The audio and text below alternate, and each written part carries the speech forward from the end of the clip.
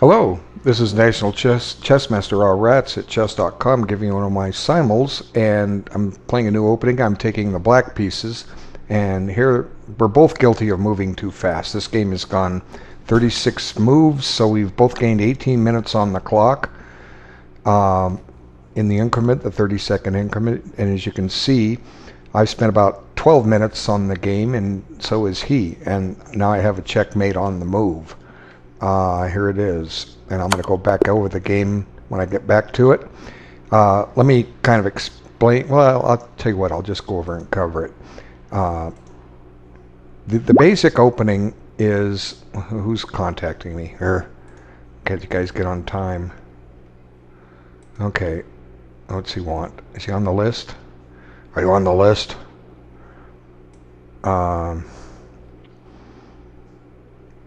Let's see. No, he's not on the list. Well, I'll play him. Yeah, he's on the list. Okay, he got there late. Okay. Yeah, okay, sorry. You got there late. Alright. Hi. Hi, let me send a challenge. Okay. Don't come late, okay? It's okay if you do. Not too late. Oops, I'm going to play black. Okay, so my objective is to teach everybody a new opening can play with black. In my video lesson 5, I show some recommended openings you can try as white with both e4 and d4. That'll, give black an even game, but he's less likely to you're less likely to run into his deeply prepared analysis. But I also introduced an alternative, the King's Indian attack, and I started playing that against everybody just to try to teach it and develop it on my own. And I have hundreds of games with it. I came across a system that, or I'll show you in a little bit. This is the first move against anything. Now let me get to the game that I won, and hopefully it'll stay there. Let's see, which one was against? Where'd it go? Where is it? Don't tell me I lost it. Don't do that to me. It's got to be here. Okay, he left. Dang it. Where's that game? I couldn't have closed it out.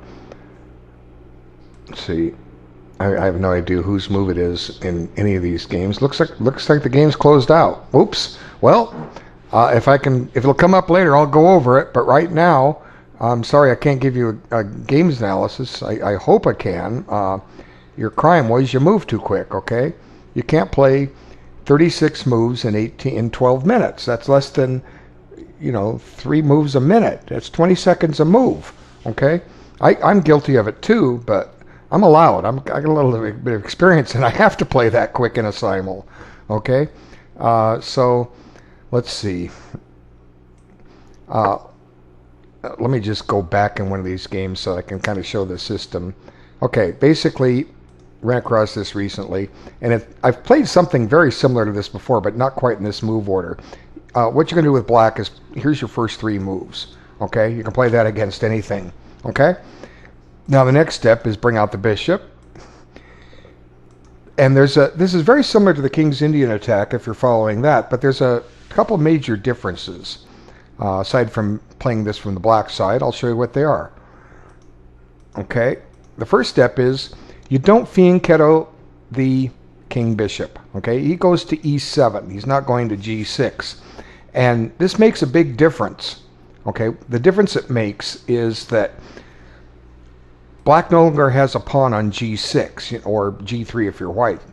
So if there comes an h3, the way I've been playing it by bringing the bishop out early is just ripping this knight off f3.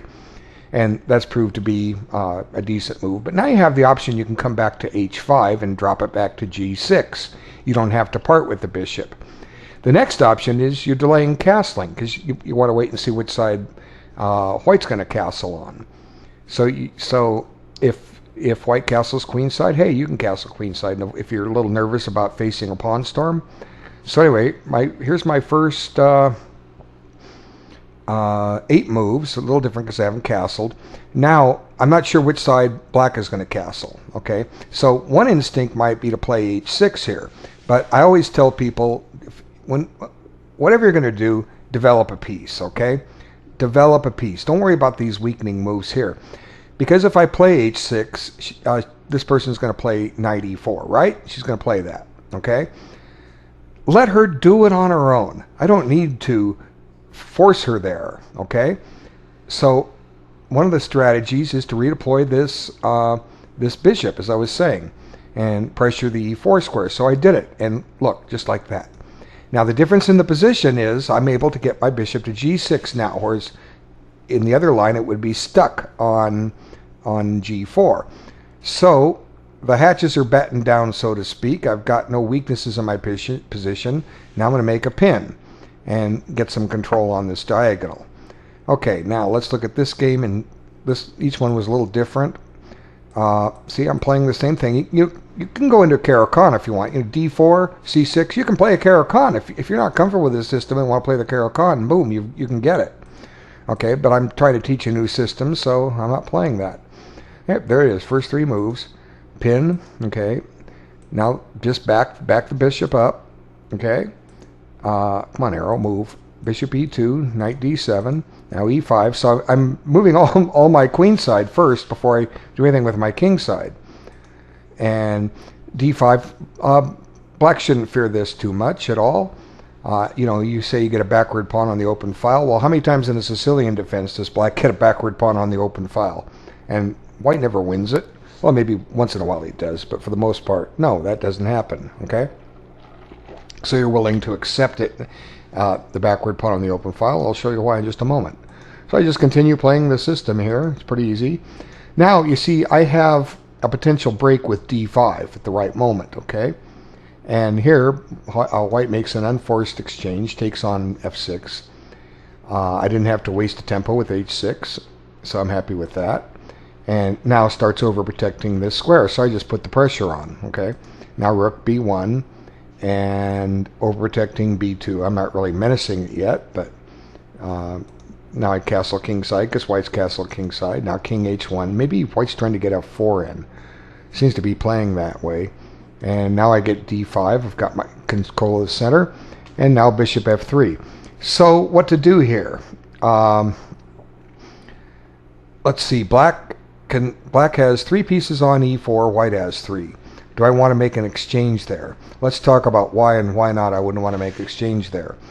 I wouldn't want to make an exchange there because it opens up the scope of the light squared bishop of white's. Also, it might lead to it being traded. Okay, so for instance, d takes e, knight takes e, say the knight from d2, and if I take on e2 or e4, he takes back with the bishop, and I can trade bishops, and he gets a knight on e4. And I've got this isolated c-pawn, which isn't really a weakness. I've got the bishop against the knight, but his knight's on e4. It's kind of a good piece compared to my bishop on e7. And my logic is I don't want to trade pieces with you early. My logic being I think I can do more with my minor pieces than you can do with yours. So what I'm going to do here is consider the move d4. What d4 does is it helps keep the white light squared bishop kind of bad.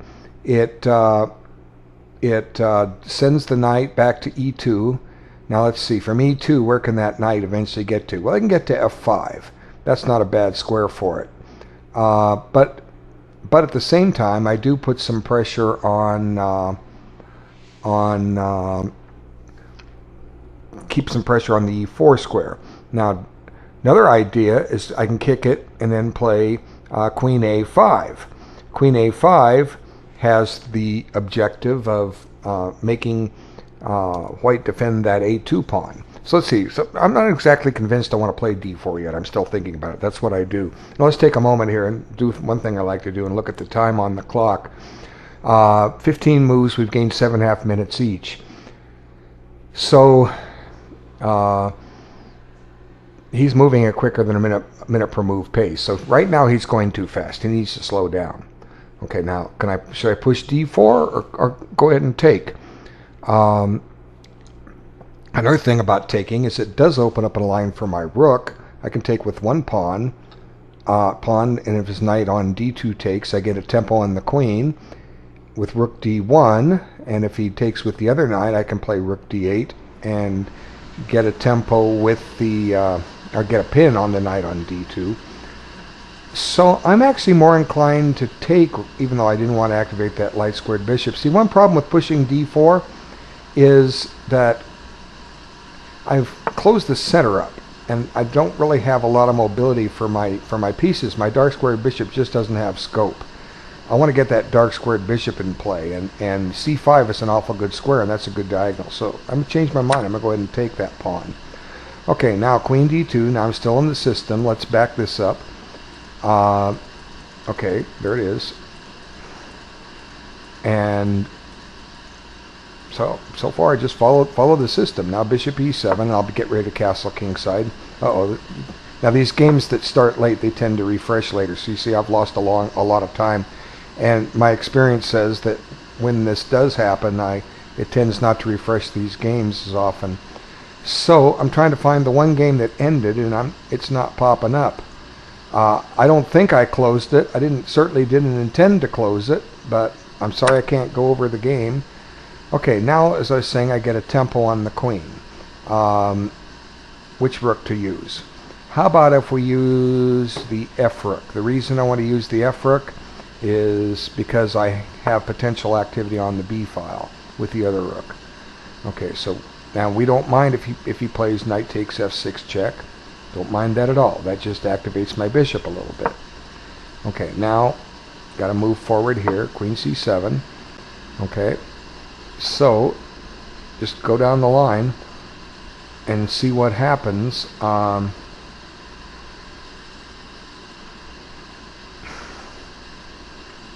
Yeah, I'm sorry I lost the one game that showed up. I showed the checkmate. He played too quick. That was his crime, so to speak. Now I shut down the diagonal with e5. Or do I want to play that right away? Yeah, I do. Okay, e5. If he plays d4, I can push e4. So maybe, I'll find out soon enough if I did it right or wrong. Okay, so now queen e2. Now, how do I want to continue? Well, f4 looks awful juicy, that square f4. And since white didn't trade off my knight, how about if I try to activate this knight? Let's put him on d5. The purpose of that is that number one, if he takes, I get a nice pawn center. Number two, if he doesn't take, I can consider moves like knight f4. Chasing that queen a little more, putting that knight on a great square, and inviting him to play g3 to prevent it, which creates a weakness in his position. Now here's a case maybe where I put the wrong rook on d8, because now f5 might become tempting. But sometimes, in a simul you got to go kind of quick, and as long as there's no tactical flaw in it, that looks like the right move to play. Okay, so you can't see what's off the screen. It shows me an arrow to go over, but I'm not seeing the game. I hope it's still there. Maybe they made some changes in the thing, but I'll go over that game eventually. But I have to wait for another one to finish and go over it so that I can close the box down. Because I'm pretty sure I didn't close it. It's a meticulous thing to actually close it. Okay, now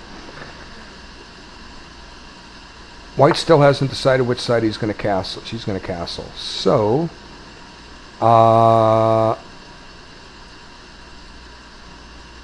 guess this is a position where we have to weigh the options and say, do I want to castle first? I mean, I don't mind if they launch an attack against me, but what do you think if you're going to play the system? Do you want to castle queenside and see white castle kingside and see those queenside pawns running down your throat? Do you want to castle kingside and see white castle queenside and watch those pawns advance? Well, it's your choice.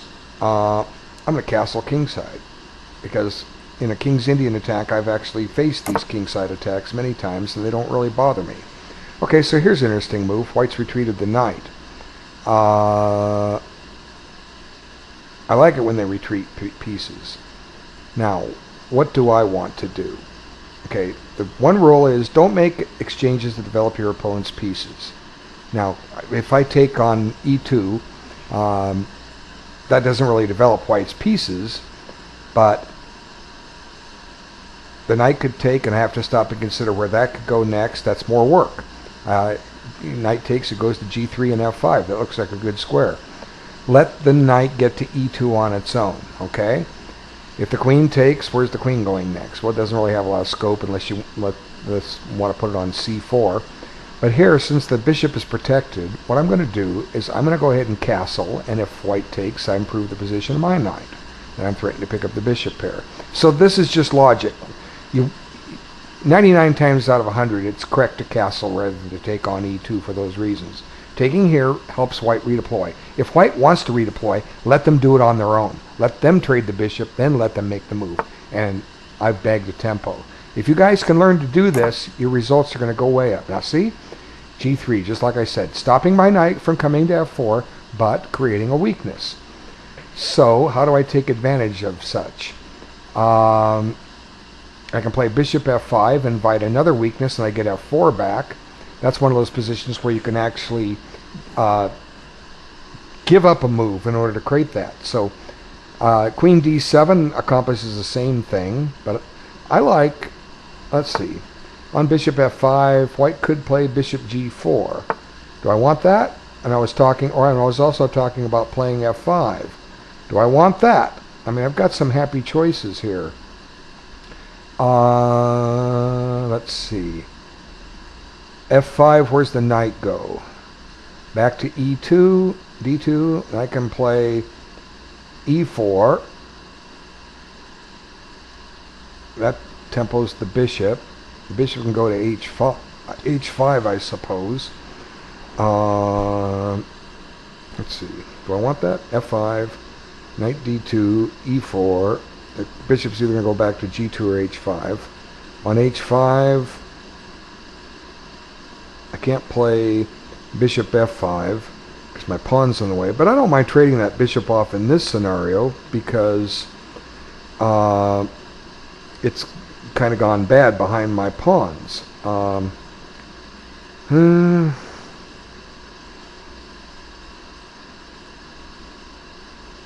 Let's see. f5 might expose my king at some point to a queen c4 maneuver. So, you know, I don't a fun thing too about chess is you don't always have to make these forcing moves. You can also just stop, punt, and build up your position. Let white try to find a good move. Well, sometimes white can find a good move. You have to weigh these things up. That's why I'm stopping to evaluate. Now let's see, 77 minutes. I got plenty of time.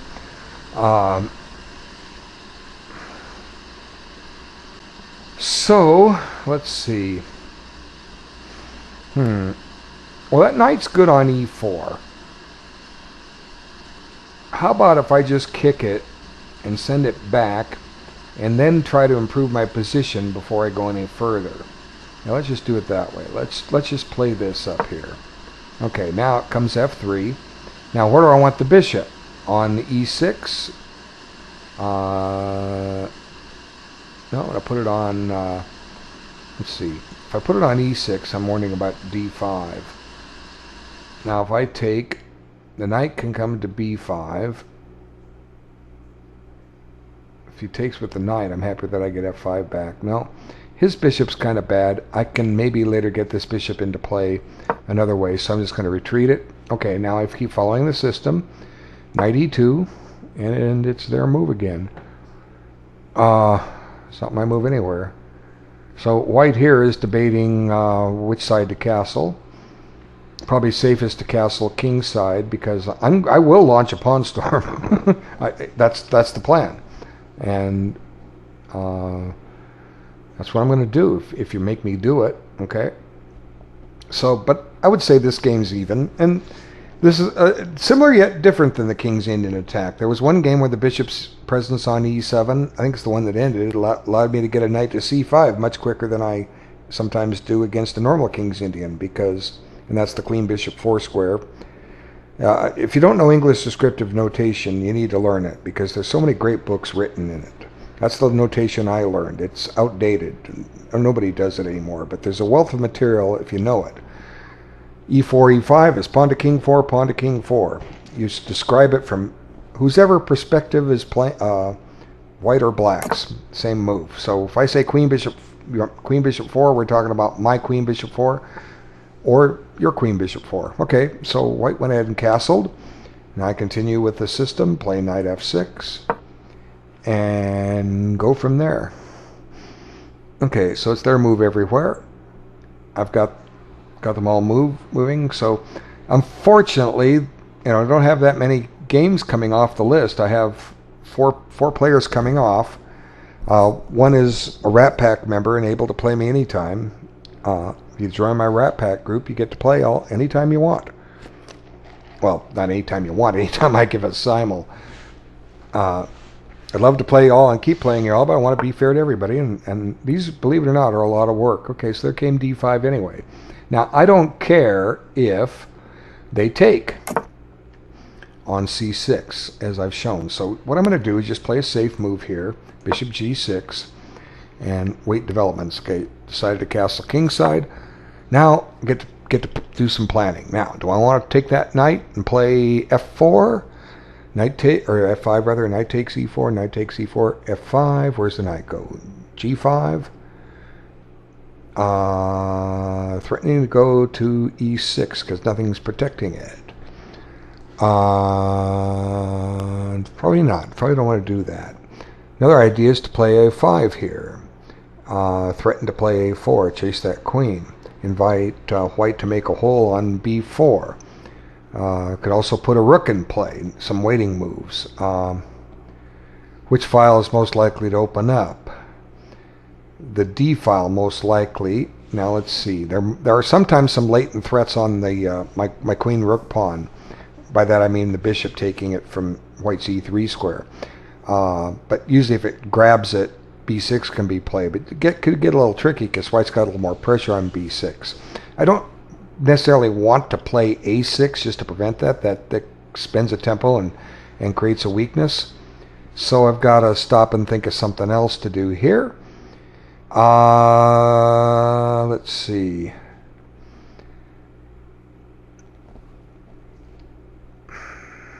Gonna put this rook on e8. Just play a waiting move. No use weakening my position. Okay, h3. I just bring it back.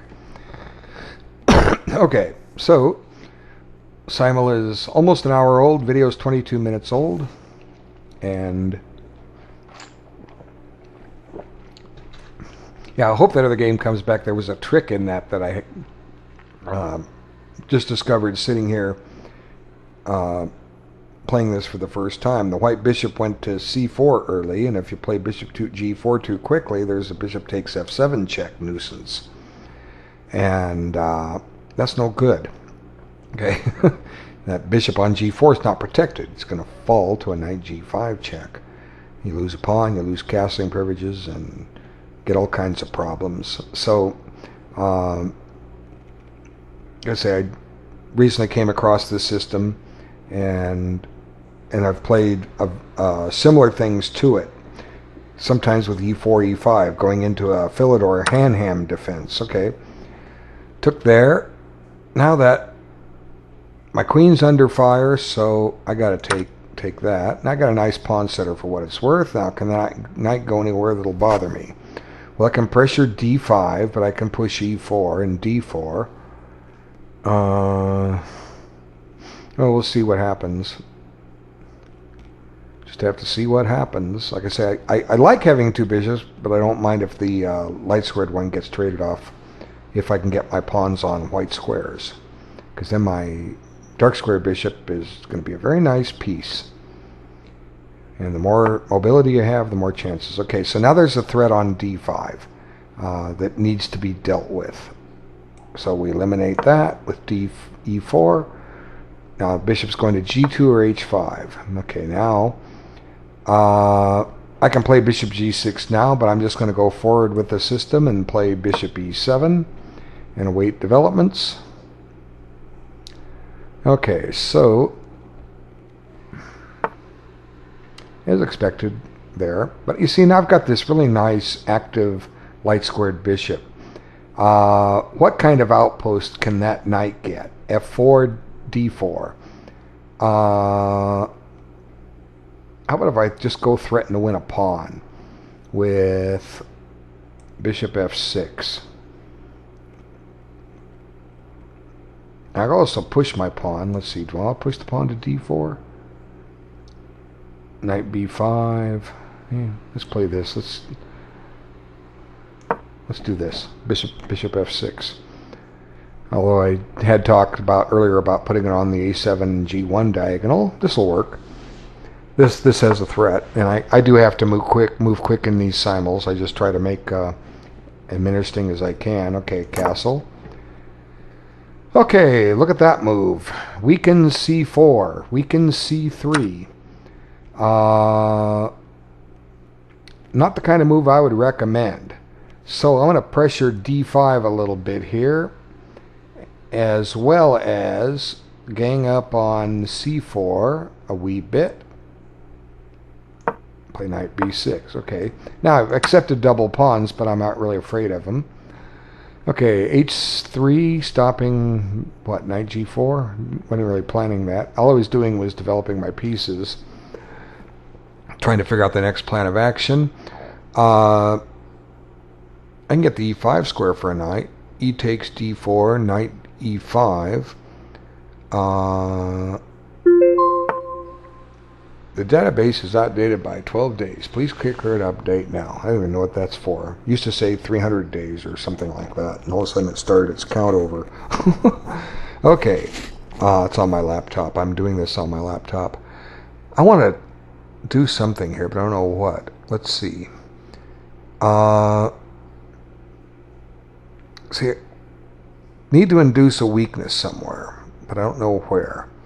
G3 is suddenly a little weaker, but not really anything I can do. Not anything I can do about that.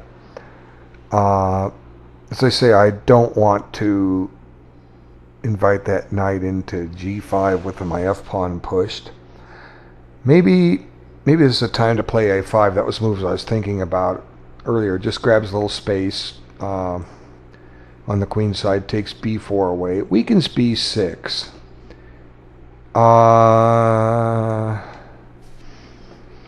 Let's see. So I hesitate for a second. Anytime I think weakness, I want to double check and see if the benefits outweigh the potential costs. So let's see. How about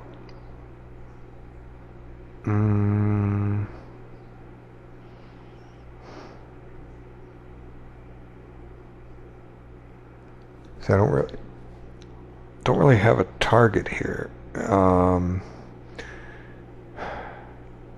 course, the other choice is just go put the rook on the D file. That was a move I was considering. You know, getting my rooks into play. I mean, you know, the weakness on A7 is not really weakness. That bishop gets trapped if she grabs it. So this just centralizes both rooks. Okay, knight B5. So where's that knight trying to go next? Well, he can't go to D4. So I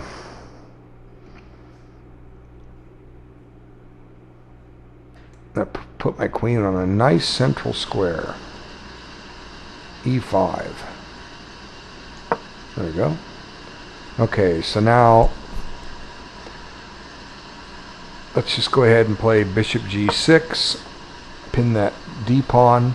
Consider moves like knight C5 and E4.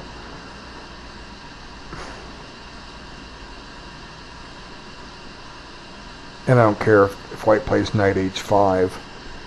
It takes him a couple moves to get rid of my bishop. And I can just start improving my position. I mean, I'm used to playing this with colors reversed, where I part with the queen's bishop. So, okay, so rook went there. Now there's latent threats on the queen on the C file, but I'm not too worried about those. Now that my rook's on D8, this is a position I may not want to play A5, because if my knight gets distracted, like for instance A5, knight takes F6, knight takes F6, question mark, pawn takes E5, pawn takes E5, bishop B6, hello, and I lose the exchange. Also, maybe threatening that anyway, since I would have to take back with the bishop. I'm just going to play a nice safe move here.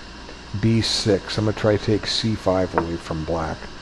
Or from white. Okay, so now the pawn went there. Now, I got a square. It's called D4 and F4. I have two squares. So, now we start playing for him. So, knight C5. The other one is knight H5 with the idea of playing knight F4. Knight C5 might lead to G3 to stop it. How about if I put this knight on C5 and figure it out later? Okay. Knight C5.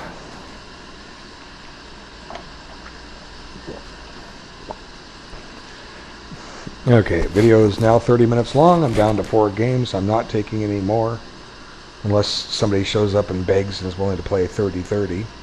I did that to one person. I mean, it's not that I did it. They said, well, you want to play 30-30? Okay, then we had a game. Got you off the list. I just wish I had one day when I had 11 games going, and it was a lot of fun. I would just run, and I'm going to lose 3 or 4 of them when that happens. Okay, B4. Now this is driving me right where I want to go, to E6. Now I'm eyeballing D4 and F4. So I've been here, done that with my knights before. What can I say? Other than been there, done that. There might be a little hum in the background. I've got the air conditioning on. If you were where I was, you would put the air conditioning on too. It's well over 100 degrees Fahrenheit. Look it up if you're in Europe. Okay. Knight D4, knight F4. Knight H5 with the idea of knight F4. Leads to an even game. That's what you get. You want to equalize this black, right? If you can equalize this black, look what you've got. You've got an even game. You don't get crushed under the opening. My recommendation, I mentioned earlier in the video, in video lesson 5, I said what to do with white. I didn't really say what to do with black. Well, I did say what to do with black. I said, whatever you're playing, play it. Keep playing it. In other words, I didn't try to teach you a system. If you know the French and play the French, keep it up. This is just another system for you to try. And I got a lot to do to develop it, but I will develop it. Okay, so let's play knight H5 with the idea of inducing a weakness on H3, if getting white to play G3, and then I'll throw in F5. Okay, so now trying to get that square. Well, you little rascal. Now you can have it. I'm going for your king. F4. Okay. Now, let's see. How do I want to do this? I can take on D5, knight B5. That's going to net me a pawn. See, D5, pawn takes, knight B5, queen D7. Pawn takes, knight takes. How about if I just play a waiting move and pressure the C file a little bit? Let's see.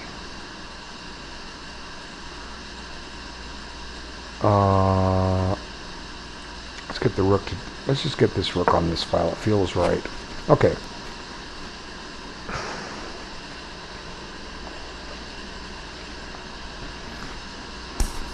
So, 4 games left. Good. White's taking his time in this game, 64 minutes for 13 moves, so he spent 26 minutes, got 6.5 back on the clock, on the increment, so 27, wait, 6, what did he say, 27 and 6.5, 33 minutes for 13 moves. Good, he's doing a good job. This is what you need to do, take your time. All these grandmasters that have titles, FIDE masters, international masters, they didn't win their points by playing fast games. I mean, they didn't win their titles by playing fast games. Okay, so now bingo. I'm on the file. Okay, A4 creates a weakness on B4. First thing I see, b4 is weaker. Can I do anything with it? Well, I can push pawn to d5. Do I want to do that? No, my queen's on the file. d5, knight takes f6, knight takes f6. cd, knight d, bishop takes d5. Hello, pin. Okay. Let's see. Take the queen back to b8.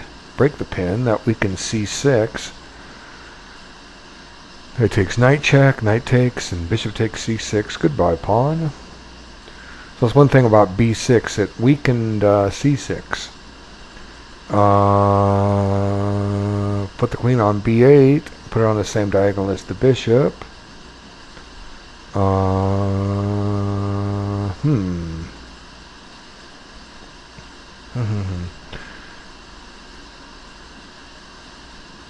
Pawn takes d4. Bishop takes d4. Knight e5. Does that get me anywhere?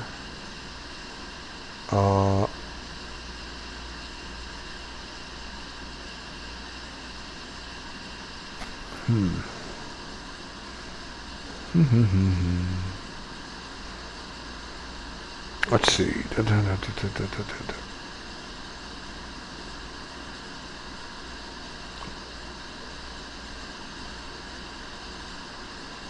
Always play c5 here. That's an interesting move. c5.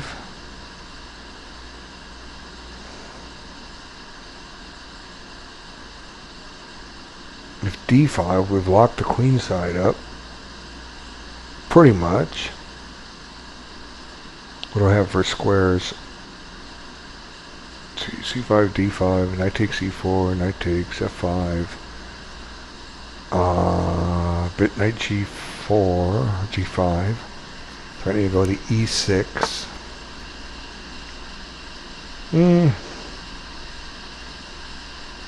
It's one thing, you know, it's hard to play for a win when you have an even game. It just takes experience to understand how to play these positions.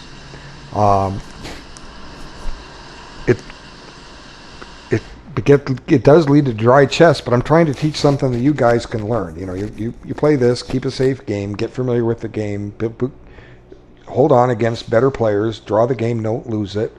Some point in time, guess what? You're going to get better from playing better players, and you can go play your old openings, okay? They're just as good. Any opening's good if you know it. Okay, I don't know what I want to do here. And she's really taking her time. Spent 40 minutes plus 47 minutes for 14 moves. So she's gone over 3 minutes a move. She's going to get in time trouble.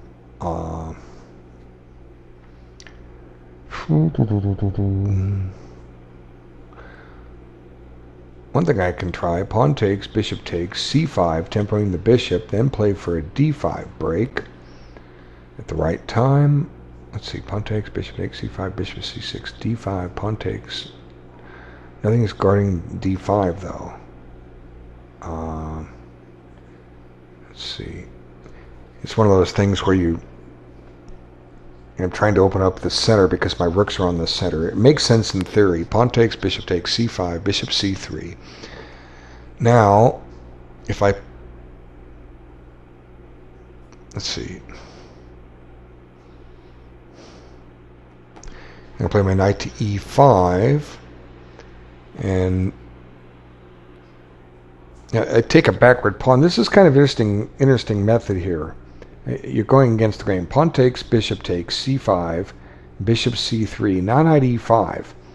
I've cleared c6, and now my knight is able to go to that square, and then I'm missing b4. I'm actually trying to occupy this square that I said was weak. I don't know where it goes exactly, because white's got all kinds of defenses, but we're going to find out. Okay. So, queen here, let's see. My queen is loose, need to deal with it. I'm going to play queen f3 check. If pawn takes, or takes, now it takes 2 moves to attack my pawn. I get some time too. My pawn up is a double pawn. Am I pawn up? There was a pawn up here. 1, 2, 3, 4. No, not a pawn up. Well, I'll be darned. Here, I thought it was a pawn up. So,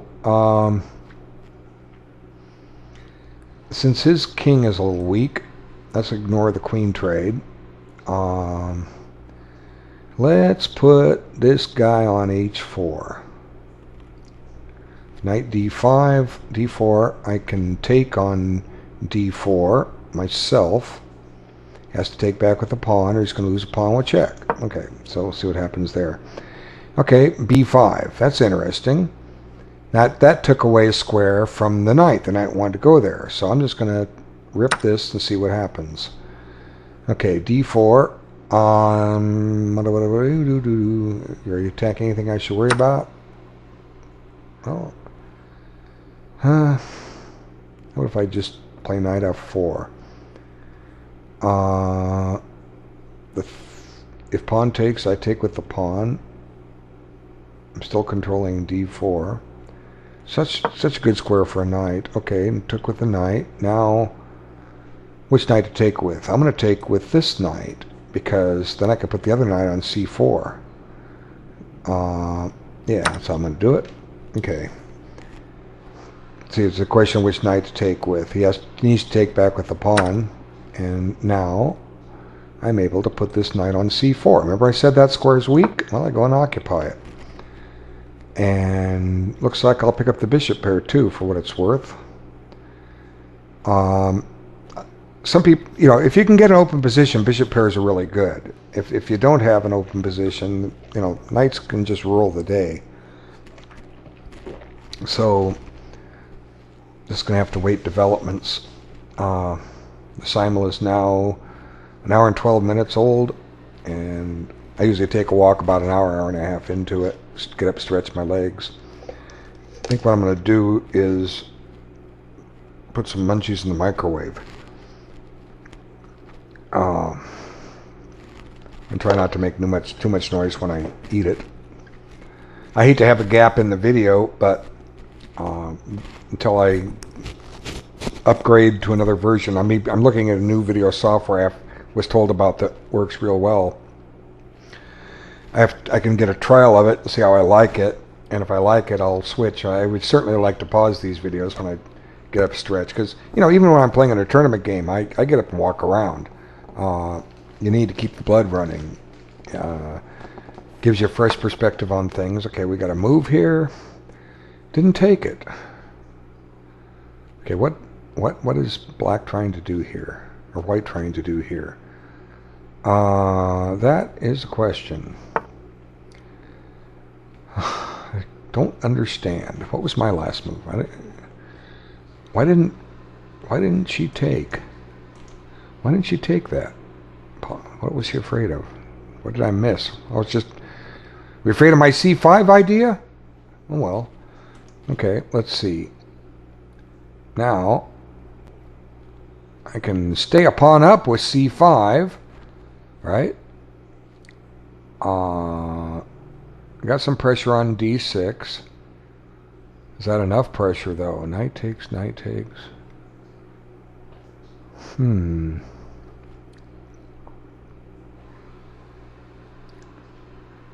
Well, not threatening to take on d4, so I don't have to play c5 yet. Right? Right? Okay. How about if I play knight e5? Idea being improve the position of that piece. I don't know where it's going next, except it's centralized. It's giving black a white a chance to take it with his bishop, her bishop. Yeah, I'll try it. Okay, knight d5 is expected. Now both kings are a little loose here. Okay, took there, opens up the e file, but I'm not too worried about that. Okay. Now did that in order to save the h-pawn. Now, what can I do with my position? I can play g4 with the idea of g5. I can play king f7 with the idea of rook here. does expose my king a little bit. Let's see, king f7, rook g1, rook h8, rook g3.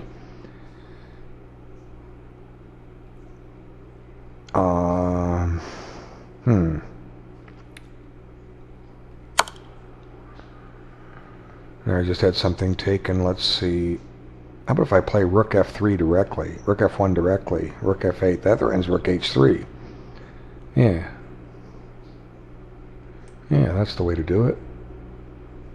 There we go. Okay, there's a check. Okay, so now I take back with the bishop. Okay. So I'm temporarily a pawn up here. I don't really care about the pawn.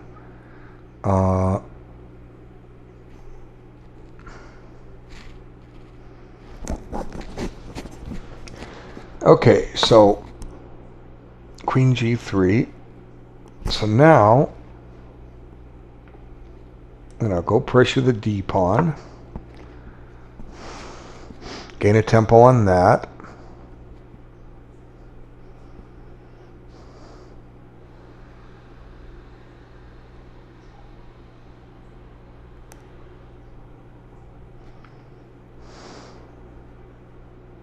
Just trying to get some active rooks here. Queen e3, I might put queen f3 check. Okay, that tied up the rook. Now, the white rook is defending. So how do I get my rook in the corner into play? I can play rook b8, and if b3, rook b5, or rook b4 rather.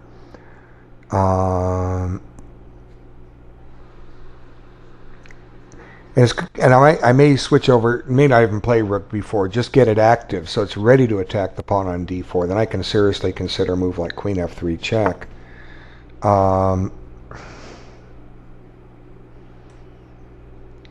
So let's see. There we go, rook b8. Okay, now there's a pin on my knight, but that's not anything to worry about. Let's go take this bishop. And I have some ideas here. Okay, now the rook is ready to tempo with rook b4. So I gained a tempo and created a weakness here. Here's the plan. I'm going to check now and just apply some pressure. So I think the rook and pawn ending will be favorable. Now here's an interesting idea what I can do. Because the white pawn structure is weakened, I can accept double pawns. With queen b6, but I don't want to accept double pawns. I want to activate this bishop here.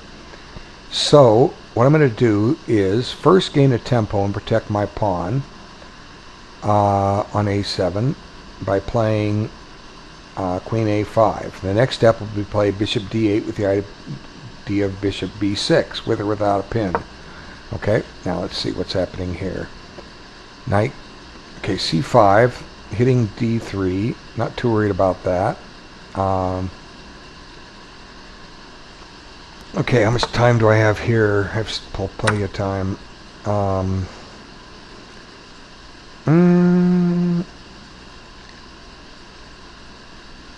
just going to improve my position ever so slightly. I'm going to stick a rook on d8.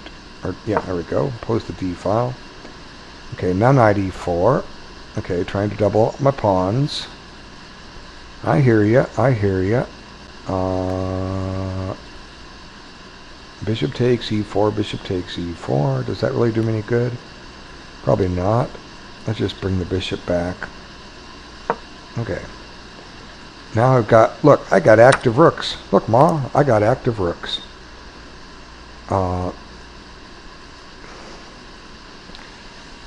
So sometimes, you know, you reach your rook and pawn ending, pawn down, you can't win it. I'm not even a pawn up here. But I'm going to have active rooks. Right now I'm threatening to take a pawn with check. Now the next step is, let's seize an open file. I'm going to play, he should have put his, well, yeah, king g2. Now you see if rook's, well, let's talk about this. Rook here, if rook c1, rook takes c1, rook takes c1, rook takes f2 check, king up, rook takes a2. Now I've got a nice protected pass pawn. but the black rook gets active, or the white rook gets active. But that's okay.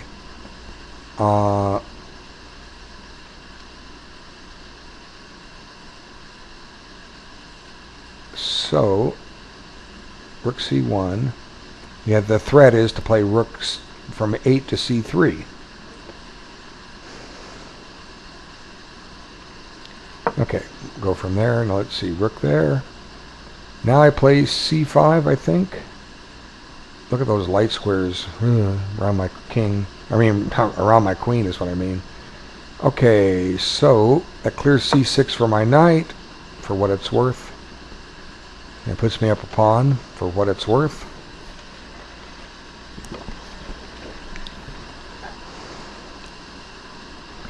Okay, so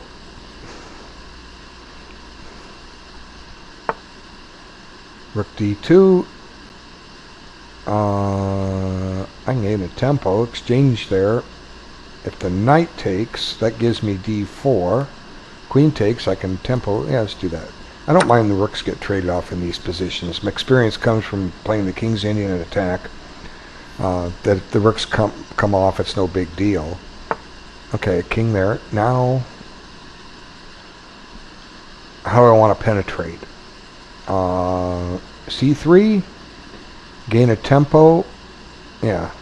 Or do I want to even bother winning that pawn? How do I just put this rook on the 7th rank now? Let's put it on the 7th rank now. Now we gained a tempo, and maybe I'll be playing knight d4 next. Okay. c5. I don't want the pawn on a2. Okay? I don't. I want to pin the queen. Bishop d8. I want to activate that bishop. See, he doesn't have like a dark squared bishop. I do. So I want to use that piece. This is what you want to do when you get the bishop pairs. Activate your bishops. Okay, they were saying Grandmaster Isaac Kashdan passed away, circa 1985. One time he was he was definitely in the top 5 of the best players in the world. He definitely was there. But he liked the 2 bishops too much. Sometimes they said he would mess up his position to the detriment of getting them. And, but when you got them, they're a good thing. I don't get them that often. I like knights. Bishops are nice, but I like knights. Okay. So I can win a pawn here with rook d3. If he guards it, I trade rooks and pick up the a-pawn. Or I can just improve my position and let white suffer. He's got to figure out a way to activate his game. So I'm just going to improve my position, gain some time. Okay, as expected, broke the pin. Now let's get this bishop redeployed. Check. Okay. Now queen c2. Now I can throw, well, knight d4. Knight takes, pawn takes, attacks the knight. Where's the knight go? Yeah, I kind of like this. Knight d4. Okay. See? As I said, improve the position. Now, I can do no, I can't do it. I want to play rook f3 takes check. So, watch this. See, I can't play rook. This rook takes because this is with check. I just go threaten to take a rook and keep on the open file. Okay, king there.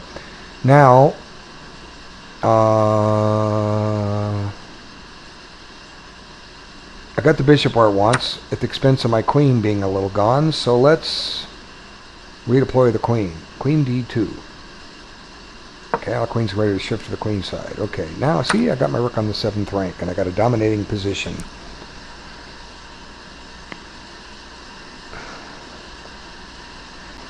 Next I activate my king. Or consider a move like rook d2 at the right time. Okay, so anyway, here we have it. I still have 4 games going. This one's at the inning. What's time going here? 37 moves. He's used 20 minutes. Gotten 18 minutes back. He's used 38 minutes for 37 moves. You're playing too fast. Okay? I have to play fast. It's a simul. 4 games basically going at 90-30. I'm playing like 20 minutes with an 8-second increment along that line. Okay, now activate the king. Here, kingy kingy. Let you have weak pawns. Okay, knight there. Where's that knight going? Not going to e6. So let's see. Well, the whole idea of this was to get the knight to b4. So let's do that. Knight c6. I saw the weak square. I want to get at it. E3 is an interesting move. We didn't really talk about that. E3 trying to fix me with accepting being down a pawn. It'll be a backward pawn. I haven't taken my walk yet. Do I need it? I do at some point. Well, I'm thinking, if you're watching this video, I hate to make you wait long, but I do have to stretch my legs, and I wish I have a charger on hold waiting for my wireless headphone. Incompetent people, I ordered it 3 weeks ago, and they said there's been some delays. Be there in 2 or 3 days. Okay, then what day was it sent? Well, I don't know. Well, how do you know? I just talked to you 2 or 3 days ago. Maybe you just sent it 2 or 3 days ago. Because if you don't know when it was sent, how would you know it would be here in 2 or 3 days unless you just sent it? So, okay, look at that. I've got pressure on F7. Well, let's just threaten pressure on D5. That was my plan. Okay, now the rook goes there. Okay, so I bring the king over ever so slightly. Okay. Now do I take with the pawn? I think I take with the pawn, right? Bother that knight. Okay.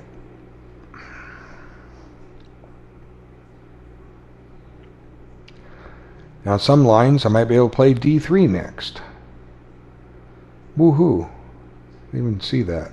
Or did I see it and not mention it? You play 4 or 5 games. I know it's a theme that you can sometimes do. Maybe I didn't mention it. Sometimes if in the King's Indian, if the bishop on e7 when it's on g7, it gives a discovery. So there's some similarities and some differences. But I'm controlling d3 if I can push it, because I have a knight and a rook behind it, and he only has a queen and a bishop, and that's not enough, especially when I tempo the queen. So the knight has to go to a4 or b1 or d1. Okay, wow, look at that, e4. Now I got a protected pass pawn. I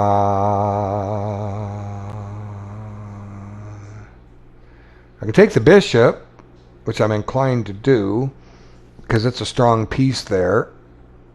The question is, which way will white take back? Take back with the c pawn, get the c4 square, take back with the e pawn.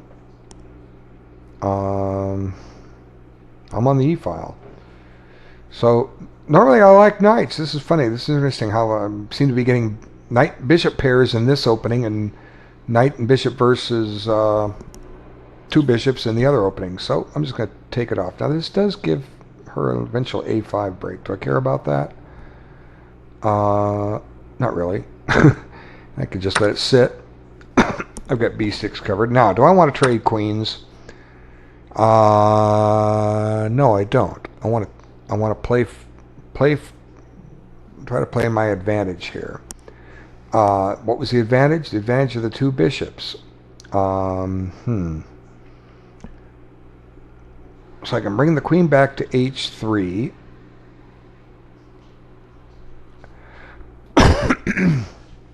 h3, then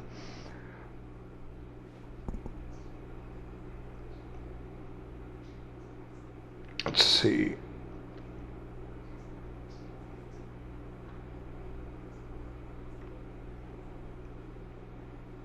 Not sure. Not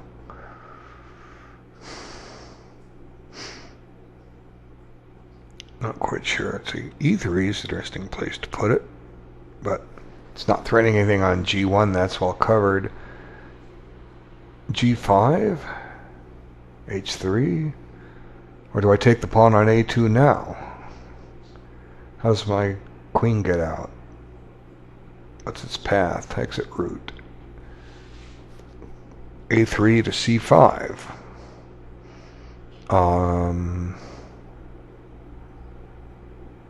Queen takes A2, rook A1, put the queen on B2.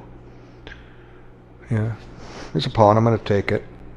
See what happens. Okay. Took that way. Now, got rid of the pressure on that bishop there. And go into bishop opposite colors. Who's got the stronger bishop? That's usually who stands better. But I've got the two bishops. Let's just keep them for now. If I trade dark squared bishops, my bishop has lots of targets in the white position. Yeah, let's play bishop f6, put it back there. Okay. And I will be back to the computer in like 2 minutes, maybe 3.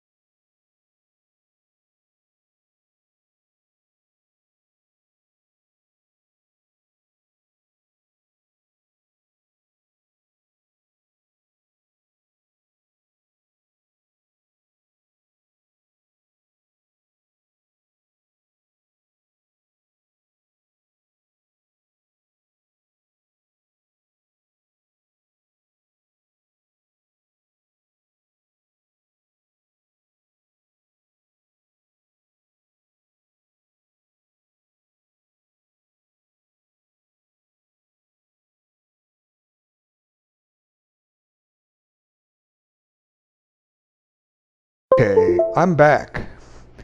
Now, he's trying to defend his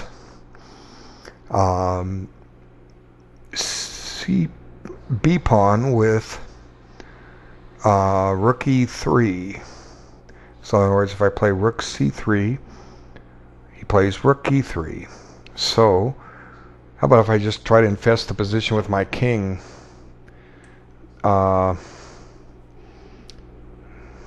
How about if I don't? How about if I play rook d2 here? That just attacks the pawn. That was one of the themes. Just go win it. Because one of the ideas of putting the king on c6 was to keep his rook out. Although I can get, excuse me, get down to c8. Okay.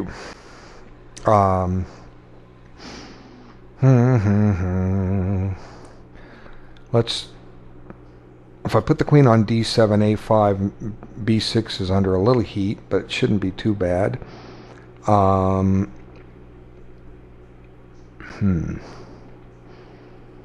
Let me think. What do I want to do here? How about... See, Queen D7 is a natural move, but the thing I look at is A5 as a possibility. I can take it. You know, but this pawn will eventually fall, and the idea of Queen E7 is to try to trade off 2 sets of rooks. Of course, I can, if I play Bishop E5, White's going to end up with a pass pawn. But that shouldn't be a problem. But if I can avoid it, I will. That was a good move by White. Makes me put a thinking cap on.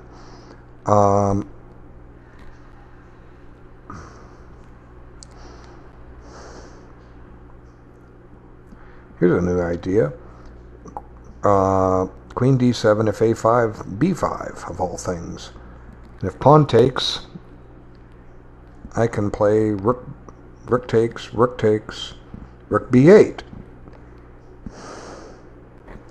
It's an interesting idea. Queen D7, if A5, I play B5. Well, I don't think get B6 in, but I may win that pawn. Let's see, Queen D7, A5, B5, pawn takes, rook takes, rook B8, B6, pawn takes. Now let's see. The bishop's pressuring D6. So if I put my queen over there, I drop the pawn on D6. How annoying. Another thing I can do is pile up on that pawn on A4, because I have a light squared bishop. Bishop here with the idea of putting it on D7. Just keep it under fire for a while. Invite that queen to move somewhere. Not pressuring F7 in any way, shape, or form. So I'm going to redeploy this bishop to D7. Just a little bit at a time. Okay, as expected, the rook got active, but my rook is very active. Okay, there's that as expected. I've got to get the queen out, and that's the only square. The queen there. Okay, now I'm going to go pressure B3.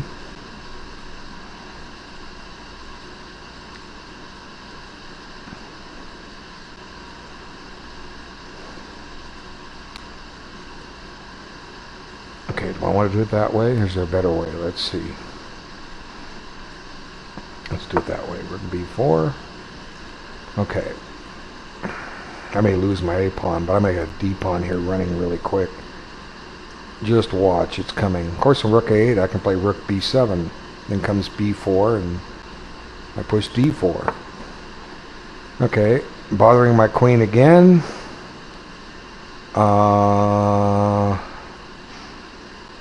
This is the kind of position where I think I can take that critter. Bishop takes, and I've got this wonderful long light squared or dark squared bishop that's just going to give him fits.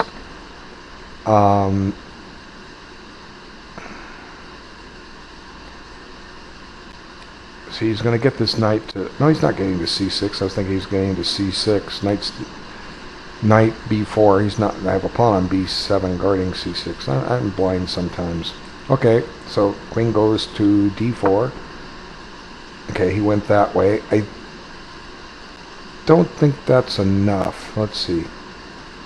D4, rook takes, D3, rook takes check, king up. Yeah, just get this pawn going. It's the most economical. Okay, now let's see. Queen, knight B1, so now don't I get D3? He gets his Wishnazug, queen C3, threatening mate. I play bishop C6. And bishop C6, bishop F6. Attacking his queen. His queen moves. I trade bishops, and I can always pick up on E2 with check before I even do any of that. Oh well, D3. Okay, now D3, rook takes check, king up. And I'm getting ready to build a bridge. So d3. Okay. He wants to trade queens.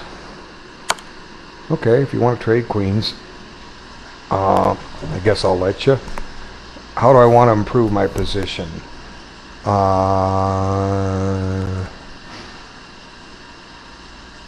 One thing, I don't really want to trade my dark square bishop. I could go into the ending. Queen takes, rook a takes, bishop takes, rook takes f2.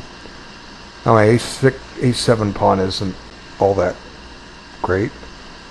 Do I want to keep the queens on? That's what I was playing for earlier. I was talking about sending it over to h3 before I decided to take the pawn.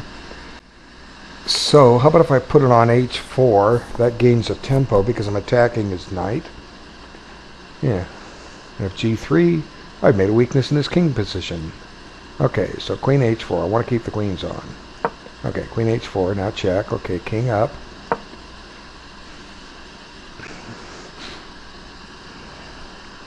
Now my threat is d2, and I force a queen because you can't get back in time.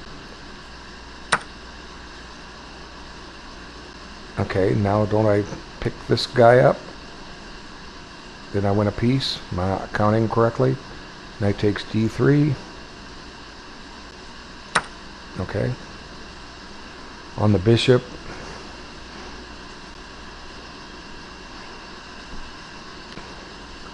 So the fun thing about this is you can play this system against anything, even a Larsen's, although you have to be careful with the move order. Larsen's opening, b3, or Nimzovich Larsen. I think it was for Nimzovich. There's more opening. Who's got the most openings named after him? Okay, so you're going to check me.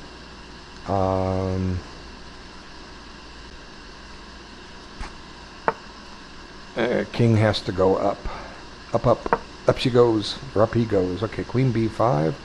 Well, my idea here was to put this bishop on d7 and pressure a4. So we're going to stick to that plan and make sure I don't get deflected from guarding d6. So watch your queen. Check to the queen. Okay.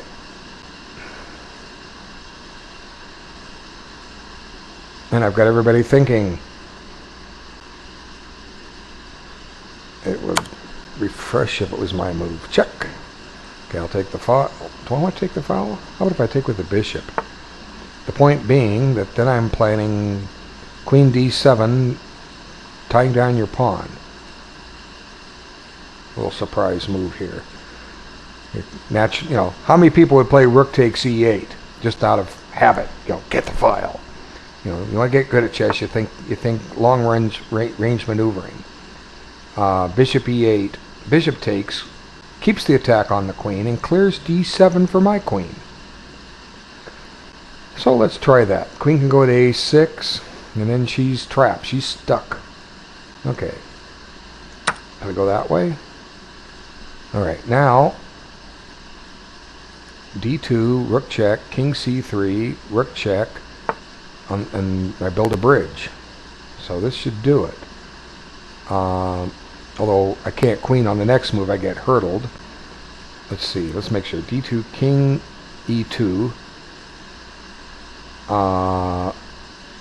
Have to be very careful, or not king e2, king f1. See, when you push d2, you're weakening e2. So, what I'm going to play here instead is king c3. What king c3 does is it keeps control of e2, and it prepares to block the checks with the rook. Okay, so king c3 I think does it. This should be a simple routine win. If king f1, rook takes b3, threatening a pretty nasty check, driving the king out of there, and it's Quaitons. Okay, so now queen e2, queen d7. And notice how if I win that pawn, the rook on d8 is covering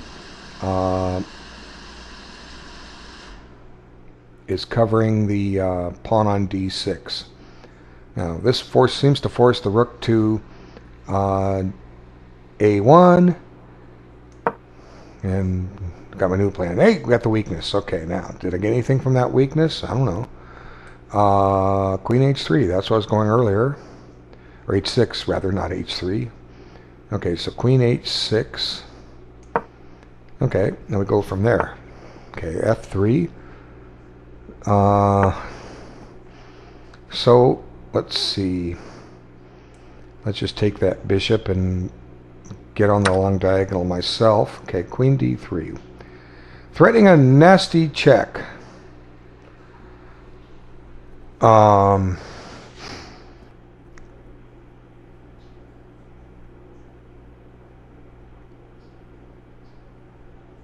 Bishop takes f6.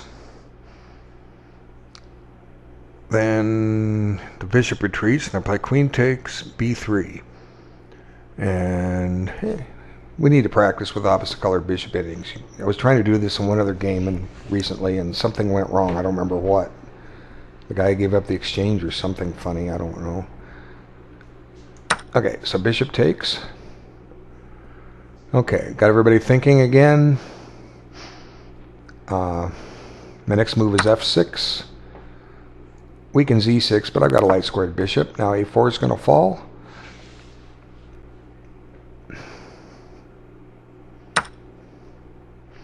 And now I take the long diagonal, get ready to check. Bishop d4, kapow.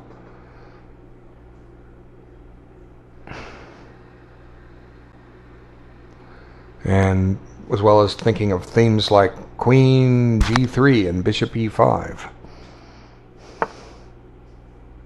Okay, I don't think that's enough. D2.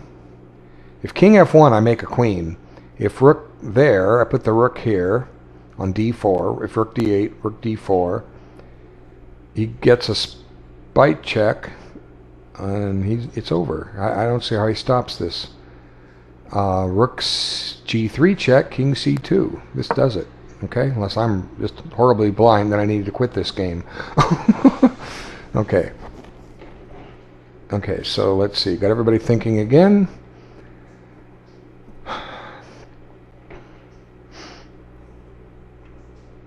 Let's kind of like look around. He's taking his time.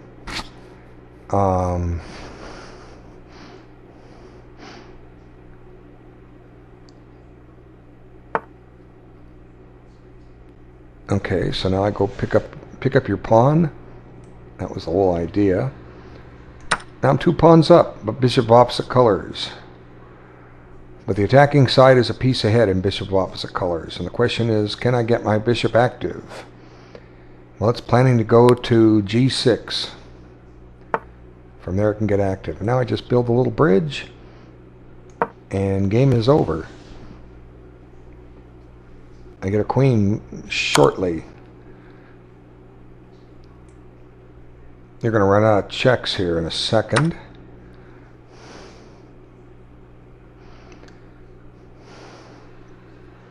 Could have gone to d3, I suppose, but there's a pawn.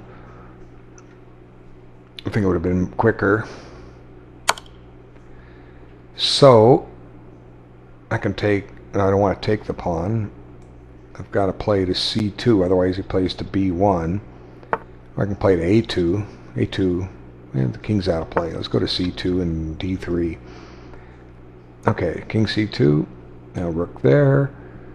Trying to come to my 7th rank. Would you do that to me? You're damn tootin' you would. Okay.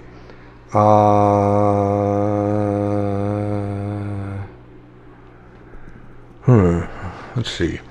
Bishop g6, queen e3. I'm going to play rook e8. Keep you out of the file. I just don't want you coming down to e7. Okay, so rook there, and now king here, and I get a queen.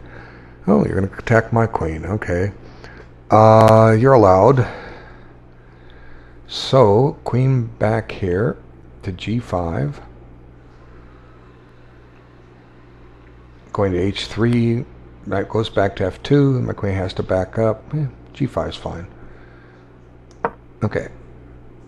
Now queen b3. Now, do I want to play queen g3?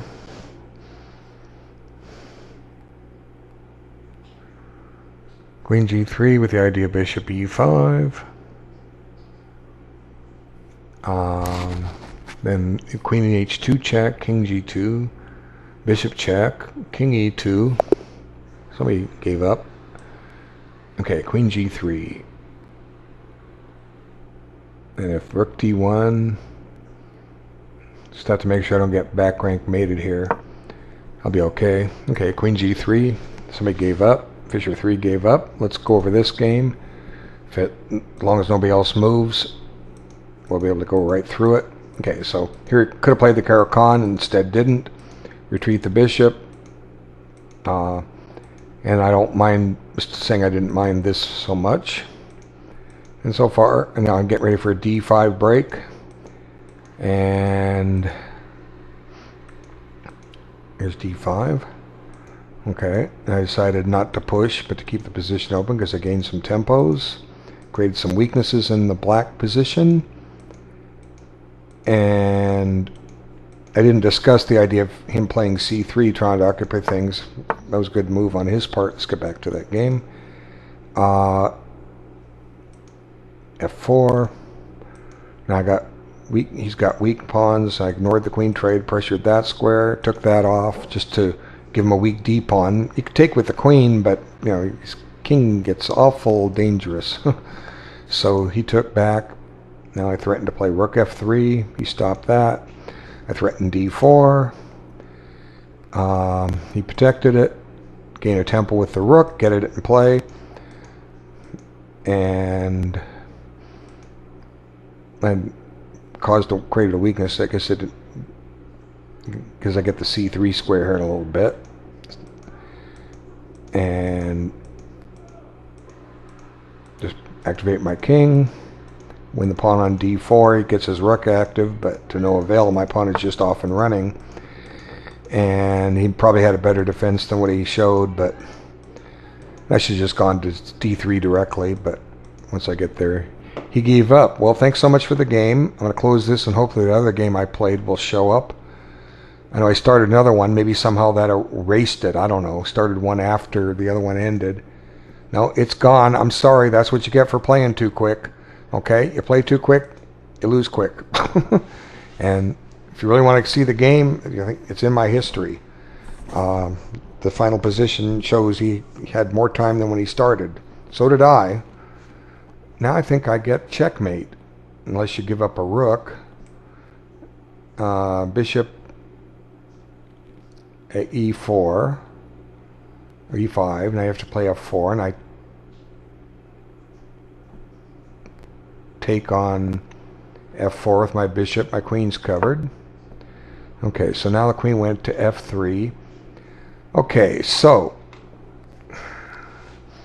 here, like I said, we want to get an ending where the better bishop prevails. So, for the moment, black is the white's threatening to penetrate to e7. If I put my rook on e8, there comes a trade, and d6 falls. So, let's just put the queen on d7 and await developments. Okay. Now let's see. He wants to trade bishops. Okay, well, what if I don't? What if I play f5 here? Chase your knight. I'm going to try that. Okay, f4 is expected. Now I take. They can trade queens and have a bottled up king, or he can give up the exchange and be a rook down. Okay.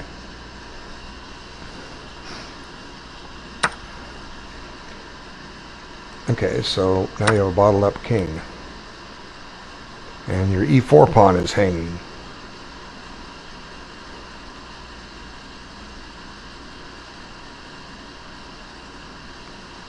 So I'm up a piece here. Video is an hour and 24 minutes old.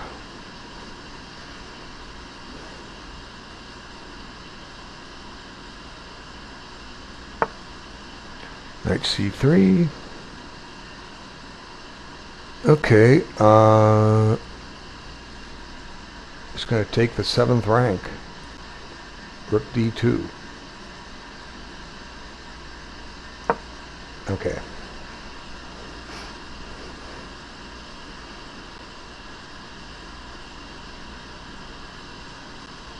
Three moves. He's used 37 minutes, plus 15 back on the increment. 52 minutes for 30 moves. A little too quick. Just a little. Should be taking about 2.5 minutes a move. Okay, a4. So, first step, let's make sure I don't get back rank mated.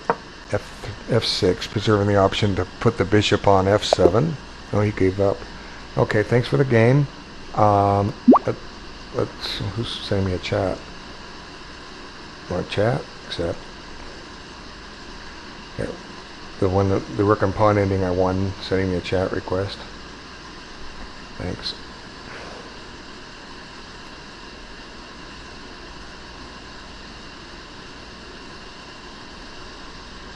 Okay, so I'm down to 2 games. Let's go over this one. The database is out. He told me that an hour ago.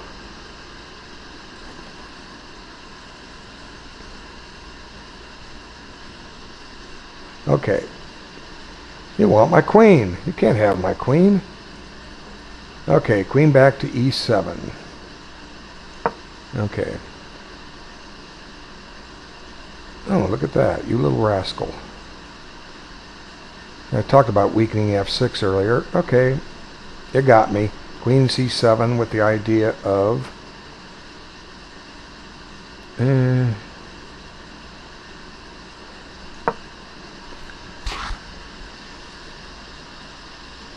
uh-oh. Queen e7. I was looking at something without saying it. Queen e3, bishop f7, rook e7, rook d2, rook d7, rook checks, and I get checkmated. Disgusting. Okay, let's get back to this game. Okay. See, I'm playing it against... You can play this thing against anything. Just about. So, kind of funny that you can find an opening, you can play the first 8 to 10 moves from either side of the board. Okay, back to this one. I'll come back to that in a second.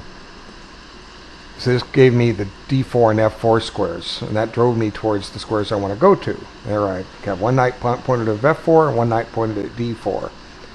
Okay, pushed. I went and took that square. I still got control of d4 and f4. Here he went after d6, but that doesn't help much. So I brought a rook over, and then I gained a tempo on the queen, and synced the knight on d4, and this was a mistake because it's going to cost him a piece. And he loses a piece, and my pieces come to life. I'm going after threatening a mate. He has to trade off, and he quickly gets a losing ending because I've stopped the back rank mate. And thanks so much for playing.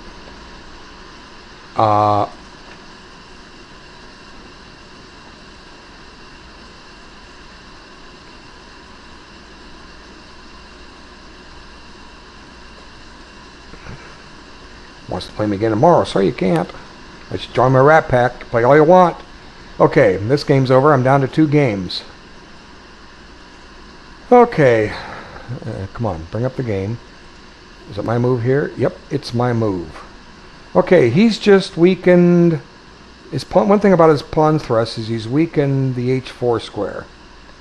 So I can play f4 here, and if bishop takes bishop, I get an isolated pawn, but I'm not worried about that because his king is getting exposed. So f4. Now it's my move here. Okay, you missed a good move. I think you need to double on the file because now I can. Well, your plan is that if I play bishop here, you're going to take this. What if I just slide my little king over? Now you play back queen to e2 like where you belonged. When I play bishop f7, you don't have rook e7. Okay, so little slip. I'm a little worried about my king. Tricks on d6. Rook takes, bishop takes, queen queen c8 check. King f7, you're running out of checks. Okay, so king f8. Okay, that one's done. Okay.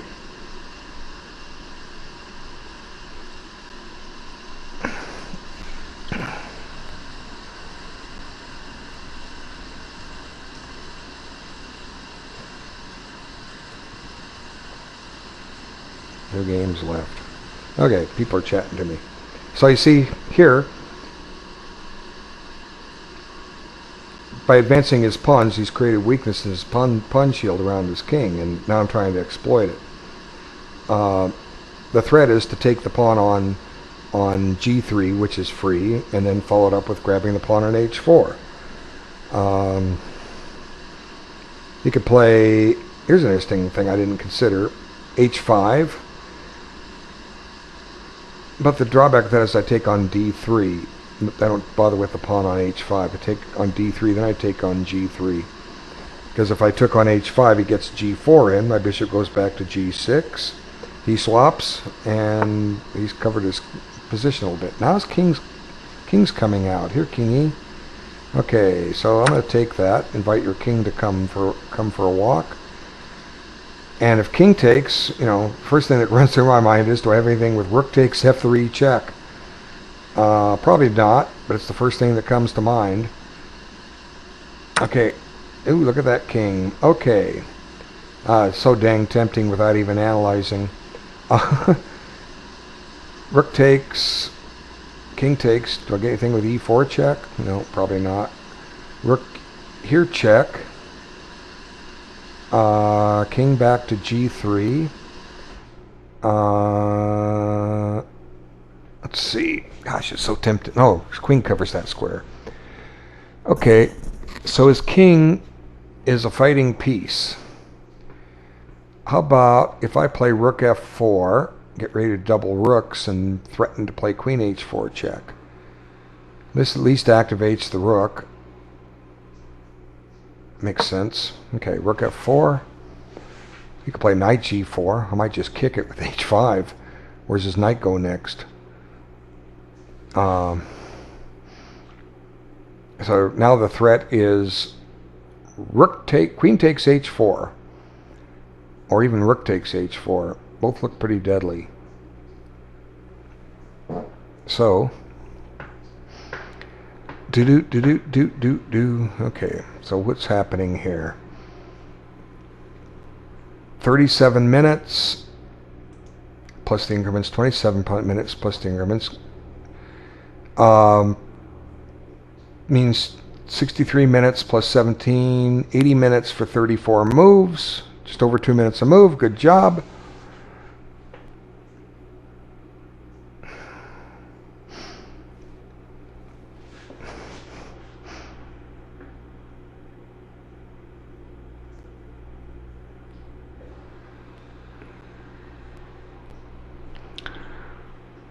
So here I'm trying to do something with, get some kind of educational process with the bishop opposite colors, where the attacking side's a piece ahead. If I trade queens and rooks, white may be in trouble here. Those pawns are pretty weak. They could fall like a house of cards.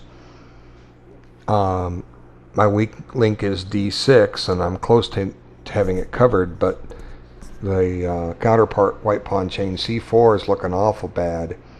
It can be guarded by b3, but then the bishop gets in behind that and just like Pac-Man munches all the dots. Woo, woo, woo, woo. I can't do the sound effect, you know. You've played Pac-Man before, you must have. Okay, so where was I? Down to playing 2 games, and now we evict the rook. You can't be in there. Of course, I always play bishop c3, or d3. Go try to eat those pawns now. Let's get rid of the rook first. The bishop can do that later, maybe. Okay, first step, chase that rook out.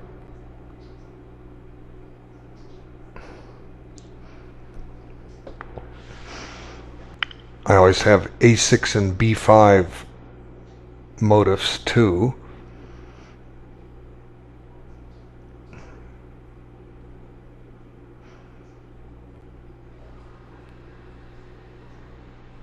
So my score is 3-0. Wow. Usually I run into some kind of trouble somewhere when I play white. This one I'm not. I'm playing this new opening as black and it's working out fine, at least for now.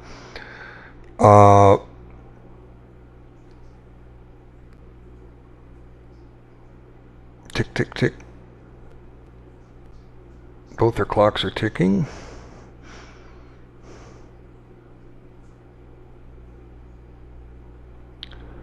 So there you go. These retreat the rook. I still can't put rook on e8 because when the well, no, I could. I just have to take back with the bishop. I can't take with the king because that would hang g7. So I'm going to keep the rooks on, I think, and play for a6, b5. And maybe I can open up the b file for my rook. See, I'm keeping the white rook from penetrating. That's the whole idea. Let's see, what can I stick in the microwave? Forgot to put some stuff in the freezer. Be right back. I'm right in the vicinity. I'll keep talking. I think if I keep talking, oh, it's my move. Okay, so how about if I play b5 right now? That threatens to undermine d5, induces b3, I make a swap, and then get my rook on the b file. Yeah, that's the ticket. Okay, I think this microphone is such that I can keep talking. The only drawback sometimes is if I don't talk, it gets feedback. So I'm going to keep talking. I think you'll hear me as I plan this out. If I keep talking, there won't be any feedback. If there is, I'll be back as quick as I can to stop that. But I got some stuff I have to throw in the freezer. Went to the grocery store a couple hours ago and didn't put some of the stuff away. So I think what I'm going to do is toss a little snack in the microwave and come back and finish these games. But at least I got 4 people knocked off the list that were on it.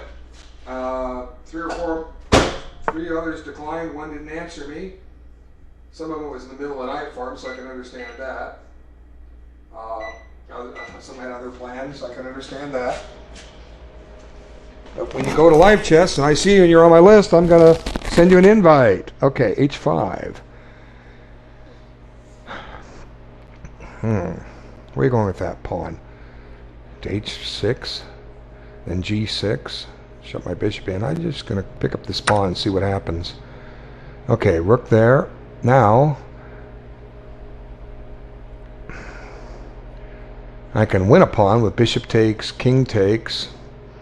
Rook takes h4. But let's just pressure your let's just pressure your f3 square. Just keep the bishops on. Okay. There it came. Okay. Now g6. Okay. I think I'm okay here. Okay, so 2 games, 3 down, 2 to go. I'm sorry that one game disappeared. I don't know how it disappeared. I think it got replaced when a game started after one had finished. You know, if he had played a little slower, he wouldn't have gotten checkmated as he did. You saw the final position at the beginning of the video.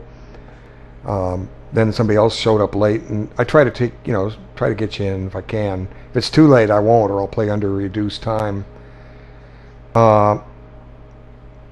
But he just played too quickly. But there was something. It must have been that game because I haven't seen it. A bishop went to c4, and I couldn't play a bishop g4 directly. So you can't just play these things automatically because there's a bishop takes f7 check thing. But for what it's worth, it's an interesting opening. I don't know how it'll do against the better players, but when I played in the National Open in Las Vegas, I had white twice. I got, unfortunately, bad luck on the pairings. Had to play 4 blacks out of 6. But as white, I played the King's Indian attack. I drew against a WFM and a 2100 player. And didn't really ever have winning chances in either, kind of. Against the 2100, I made a positional pawn sack. Had the bishop and knight versus 2 bishops, but he found a way to get the queens off. It made sense to take them off, and he had the 2 bishops and couldn't make any headway. I had the position blockaded, and we played on a couple hours and finally agreed to the draw. I didn't even have to offer it. I didn't care. It was kind of fun to play it out. But the opening wasn't winning with white. Against stronger players, it's a tough thing to win with. But if you're not there yet, it could be a very good opening for you. Okay, what is she threatening? Nothing. So what I need to do is activate this rook, and B8 puts it on the open file and gets ready to put it on B3 or B2. So let's see, white has 5 pawns. I have all 8 pawns? How rare is that? I have 2 sets of double pawns. I'm 3 pawns up. What more can you ask for? White's queen f3 stops to guard a pawn, tying a queen down. My plan now is activate my rook, and I've got my king position covered. Can't penetrate on e8 or e7 or e6. And my bishop and king and queen are covering all those squares, and now I'm going to work with my rook. Okay. Did he move over here? No, he's thinking. Bishop e4 is probably the best move. No, well, played there. Okay, now I go and infiltrate with the rook, get the rook active. Okay. Knight there. I thought he played bishop e4. So, what's that knight trying to do? Not sure what that knight's trying to do. So, I'm going to double rooks and go from there. Okay, queen being kettled herself. Okay, I've got passed pawns. Time to use them. I have 1 passed pawn. I have a nice pawn majority. So let's see, c3. Do I want to do c3? Do I want to do d3? I want to do c3. So that way I can get a passed a pawn out of it, as well as a couple connected passed pawns on the center. Okay, so c3.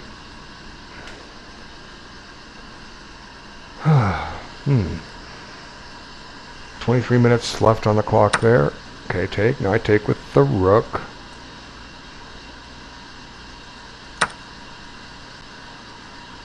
She can get the b file, but my pawns are going to get dangerous here. Very dangerous.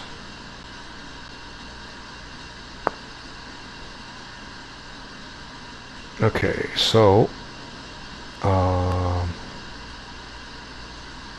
well, there's a free pawn. I might as well take it, huh? That puts some pressure on the back rank. Unless I'm missing something on e8, I'll just take it. I'm up a 4th pawn.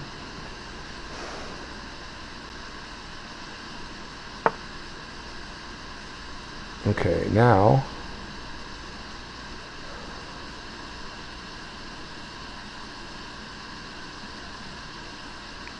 the back rank is very weak. Do I want to play queen b6, b7, or b8?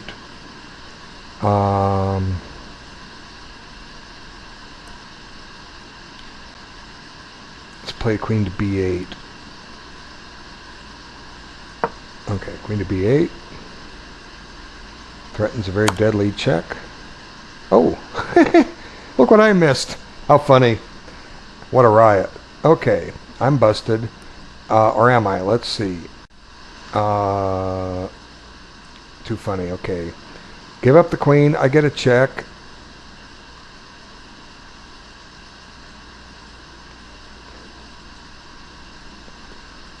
I gotta go to E G8. Bishop takes. I play rook check. Okay. I didn't even see that coming. My weakness, one movers, but I have a little resource because I was threatening, you know, the bishop is no longer guarding C1. I'll take my queen. Probably think I had this all planned. No, I didn't. I admit it.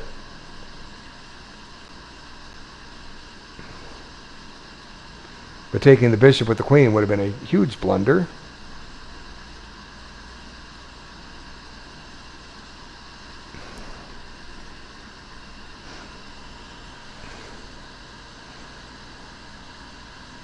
So, I want to look at this game.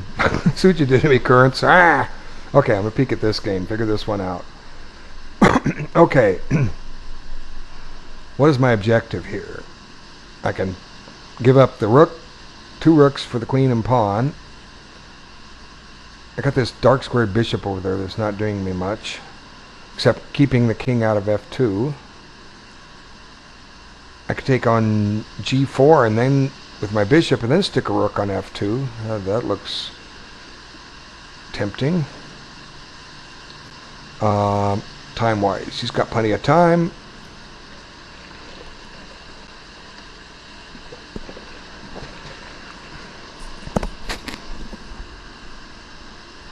Okay.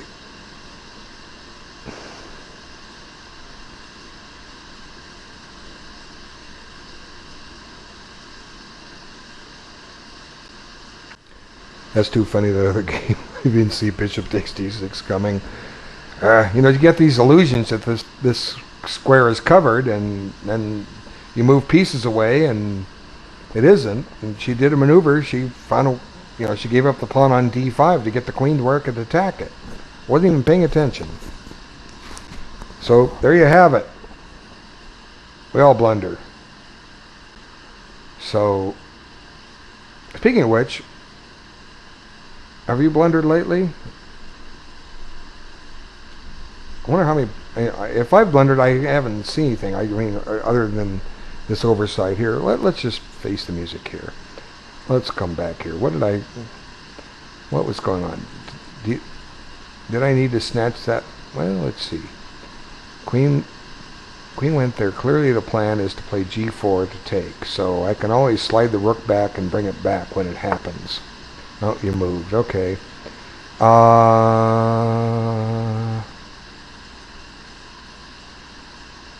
Takes. Let's see. How about if we go pester h4 again? That forces your rook back. Bishop d8, rook h1.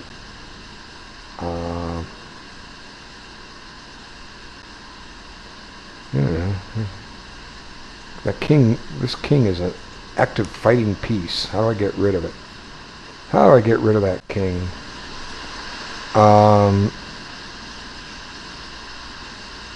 E4 some point. What's that do? Bishop just takes it. So bishop d8, rook h1, bishop takes g4, pawn takes g4.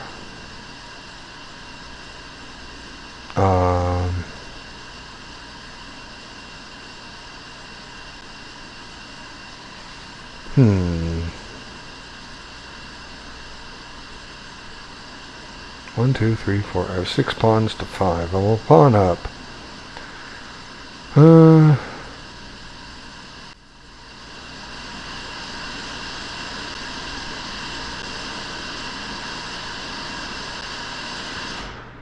Let's see.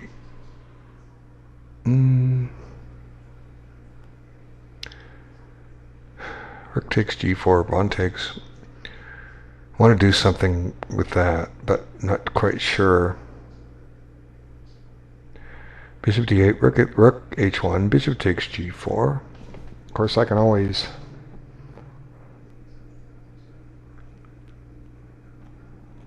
I want to go into another opposite color bishop position, just to show that it eventually wins. I don't know, I'm just going to play bishop d8. Okay, now my move here. Okay, so good move. Stop the mate, I think. Let's see, maybe not. Maybe I have check. Let's see. Queen check, king h2, queen h1 check, king g3.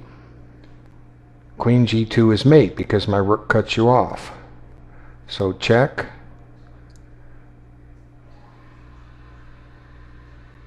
King h2, queen h1 is mate. Unless I miss something else. Wouldn't put it past me. Okay. Here I'm threatening to play queen takes h4 check. And I think this is checkmate, unless I misanalyzed. Yep, it is checkmate. Wow. Didn't miss a one mover this time. Thanks for the game. You gave me too many pawns.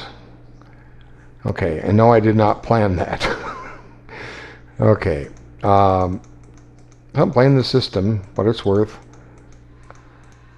It was interesting. Oh, back to this one. Okay, rook went there. Bishop takes, pawn takes.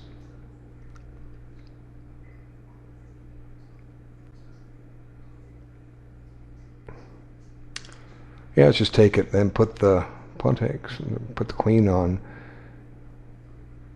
f3, f6 rather, and I'm threatening all kinds of nasty things like rook f2 with queen check. Yeah, let's get rid of that thing. We'll play the opposite colored bishops. Okay, back to this one. Queen out. Now here, it would have been interesting to castle queen side, but I wasn't afraid of it because I've been there before with colors reversed in a slightly different position. And b6 might have been a mistake. Okay, so he took now queen f6. Now I'm tripled. And if you play rook f1, h4 falls. So here I'm threatening to play rook f3 check. You can't play bishop e4 now. You can play bishop e2, but I gain tempos with rook d4. Things like that. So this one's going to be over soon, I think. So b6 might have been wrong. I weakened c6. And also, you know, I think you needed to take that pawn. And my plan was, well, here I'll come back to it. I'll show the plan. You know, I think you just started giving me too many pawns here. And you know, here the plan was to win that pawn this way, and I think you needed to play rook a1 here and just keep holding on. But now I got rid of that. I just go pick up the pawn, and now up 2 pawns. And then here you missed queen e2 or queen e. We'll put it on e3 or no e2. I'll come back and look at that. Let's see, forward. Come back and cover those while rating other ones. b5.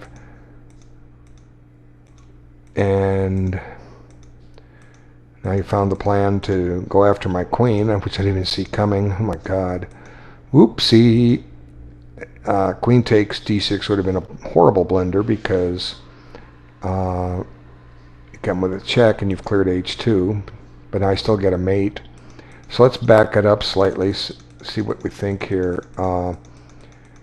Instead of queen g4, wait, was it this point? No, it's just back just a little bit.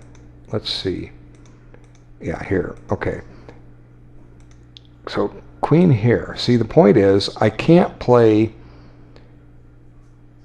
If I play this move, you have this annoying move. Now, let's see. I suppose I could put my queen on b8, but who wants to do that? Ugh. You almost have rook takes, queen check, king here. But you see, if I play rook here, I lose. You have this neat little check here. Yikes. And game over for you. You win. Okay? Or game over for me, I guess is the way to put it. So I guess I have to play back here. And now let's see. I guess my idea is to play this. No, well, let's burn a move. Watch this. Okay, I have an idea. Takes. Is it takes? Takes. Now take here, kapow. Okay. Now this, forcing this. And, you've got a very active queen. And a pass pawn. Probably even black's favor. I could be misanalyzing this. Let's go back and look at some other things. Maybe I have some resources. I started seeing what was wrong with my idea after I did it. But here, I think you need to play rook here and make me prove that I can win. I've got you tied down. That was all I was doing. I was trying to tie you down. And I think I was planning to play this and just go from there. Okay. Backing it up. When you gave me that first pawn, I had an idea to play... let's see. No, not there yet. Okay. I was going to play c5, and I was looking at bishop c3. Now my objective is to get d5 in, but I'm nowhere close to getting it in yet. But I think I was saying knight here. Okay, the idea being put it on c6. Now let's see. Let's try putting stuff of yours on d5. Let's try to get control. Stop me from doing it now. Knight here. Don't quite remember this now. Let's see. You can. Oh no, wait. I'm gonna get double pawns here. Take here. Take. Now here. And I'm not ready for d5. Maybe I could never get it in. I don't know. I don't remember now. But anyway, something for you to look at. The more you look at these are some of my ideas. You learn by analyzing the position. I was planning something along that line, and I was willing to accept the backward d pawn just to try it out. That was what I was trying to do. Okay, down to one game. Come up. Okay, let's go through this so that when it's over, I can just be done. Okay, so here's the silly system. What do you think of it? It's winning all the games today. Okay. And here I said I didn't want to improve the position of his pieces. If he wants to get the knight into f4, let him do it on his own. Don't send it over there. And here I decided it was okay to let this bishop sit there, and it actually is working out. And he gave me c4, and I took b5 away from himself. And there goes that. Now I gain a tempo. The whole idea is to activate this bishop, which wasn't doing much, and there it gets active. And there was a free pawn, so I took it. Now I send the queen over, back over to the king side. And, well, let's see, what move are we on? He just moved. He's blocking things up. I can chase that guy out. I can even sack. Let's go back just to where we were. See, I want to get the whole game covered. So I took the pawn, he chased me, I came back, and he starts weakening his king side. Okay, his pawns start going forward, and now he retreats. I'm able to break. Don't go there. Back to here. Okay, so I'm able to create a weakness on h4, and he guards it by sending his king forward. Maybe I missed something better.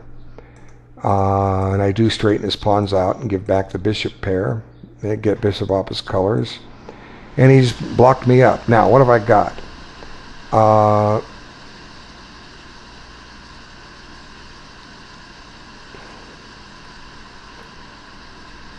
He wants to check on e6.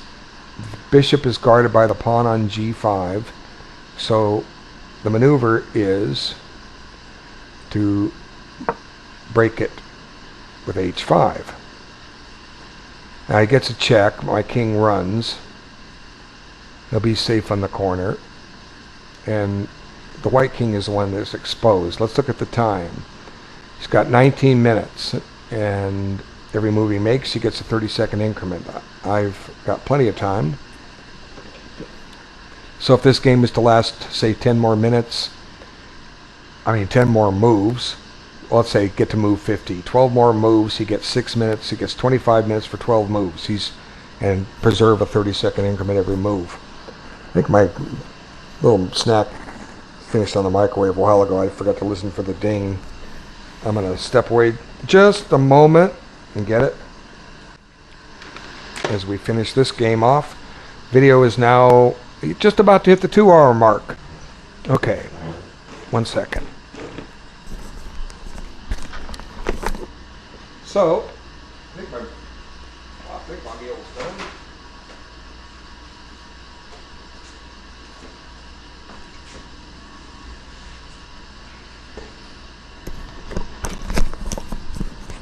Okay, I'm back, waiting for him to move.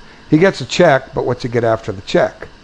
I think his goal was to try to plug the file, and I'm trying to unplug the file. I don't care about the pawn on a7. I don't care about the pawn on h5. I don't care about winning the pawn on c4. I'm hunting his king, and I've got a nice battery here, 2 nice batteries. Tripled rook and queen on the f-file, and a bishop on d8 hitting h4. So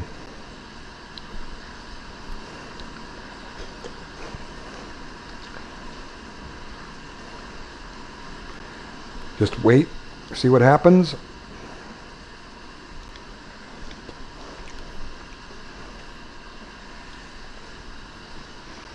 Tick, tick, tick, tick.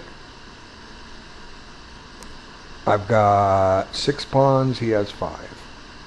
But his king's under fire. See, look, his queen and rooks are on their original square.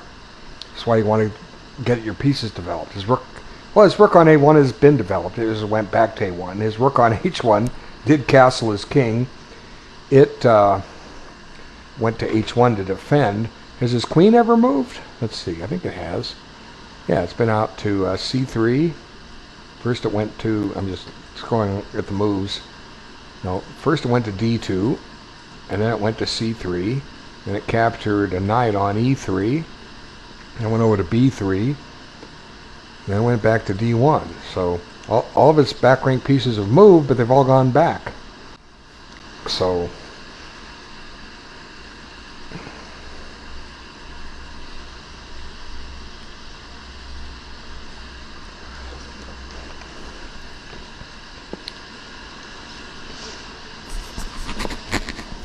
he's got 16.5 minutes to make one move, and he's got a 30-second increment every time he moves.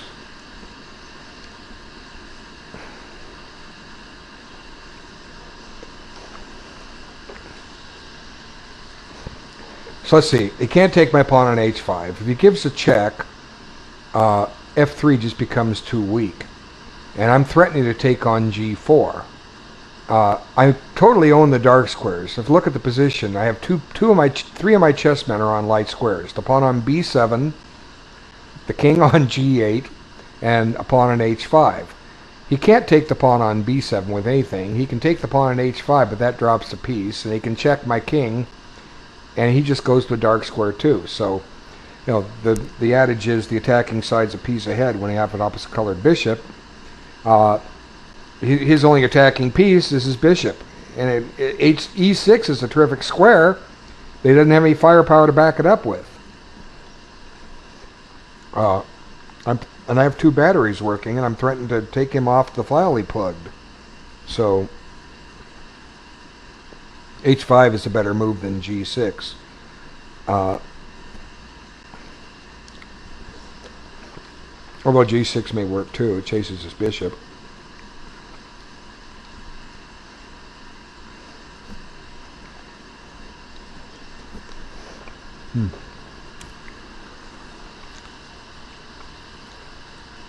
For those that are fans of my videos, I've been making videos for ICC. Now they're going to have me send them directly to them, and they'll post them on their site. So I'm getting famous, building up to it.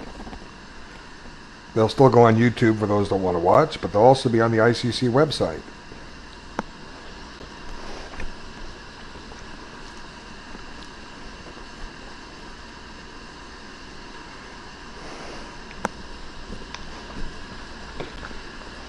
So let's see, tick, tick, tick, tick, tick.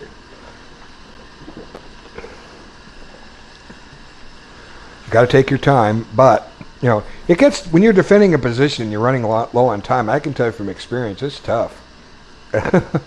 You know, he's unfortunately running out of moves. I'm going to be checking on f3 with a rook any time now, and he just doesn't have any defenders. Let's see, rook f1, pawn takes g4.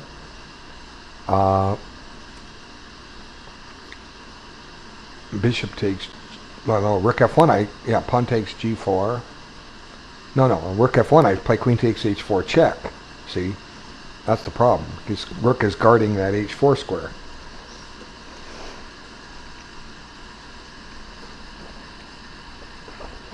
Now,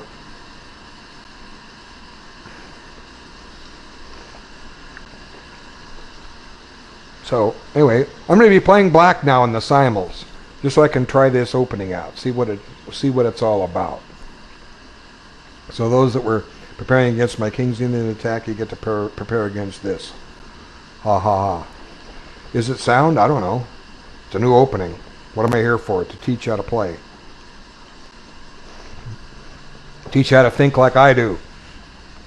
You know, I mean, I'm a stubborn old guy. I'm going to live to 100, but got plenty of time ahead of me. What am I going to do? Take my secrets to the grave? Nope. I'm going to share them all. It's my legacy. Do what I can. I mean, the game's been great to me all my life. It's been a large part of my life. And you learn from me, you'll be teaching people. I see these kids coming along today. They're young, and I, was off the circuit for 17 years. I see 14-year-olds running around with 2,400 ratings. And I go, my God, how did that happen? I had stopped playing before they were born, and I missed my chance to beat them before they got good.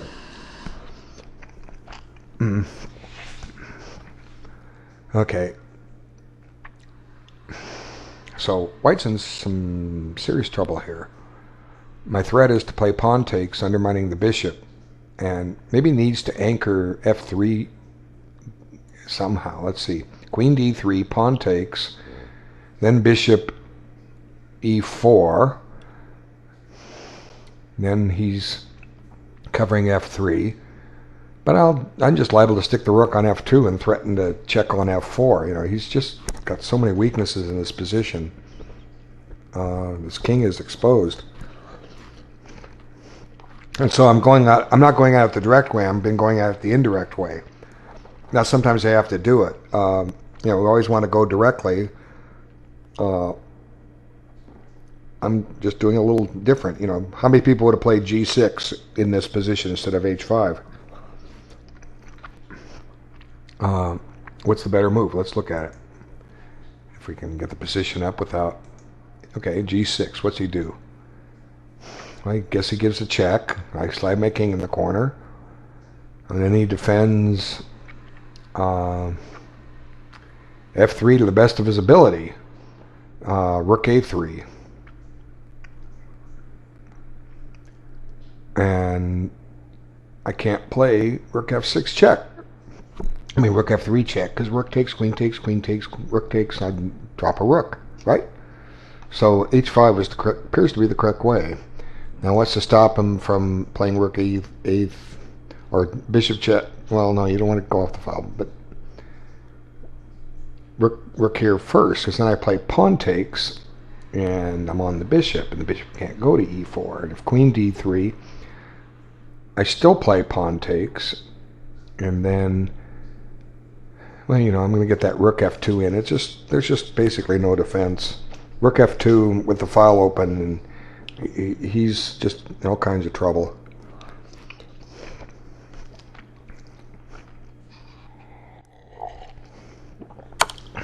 Okay, he checked. Now I put the king on the dark square. I just have to make sure he doesn't end up with the queen on h5 somehow, with me being naked around that part of the board, because then I would be checkmated. Okay, g5. Interesting. So I check on f3. He can take with the queen if he wants. He loses the queen for rook, and the attack is still ferocious.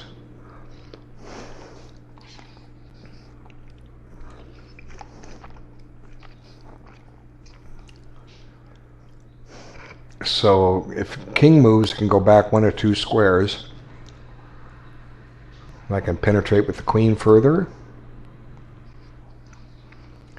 Queen to f4 is coming.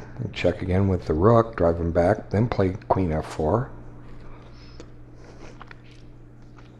I have to make up my mind.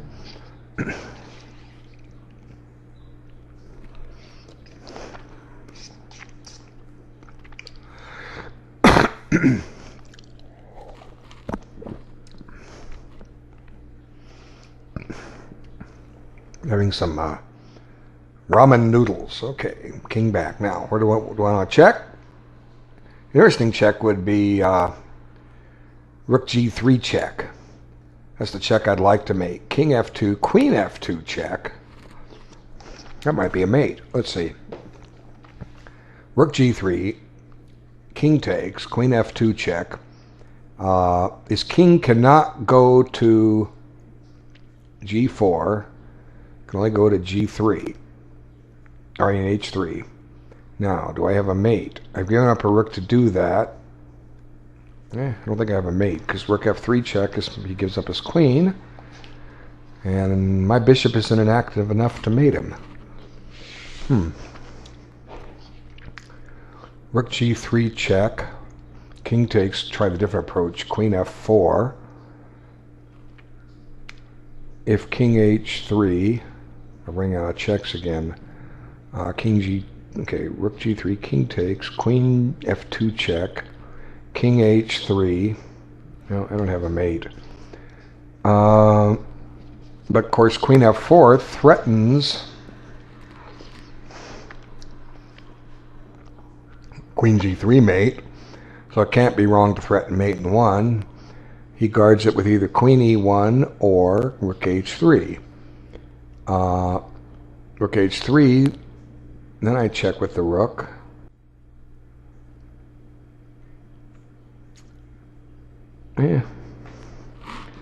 Not sure.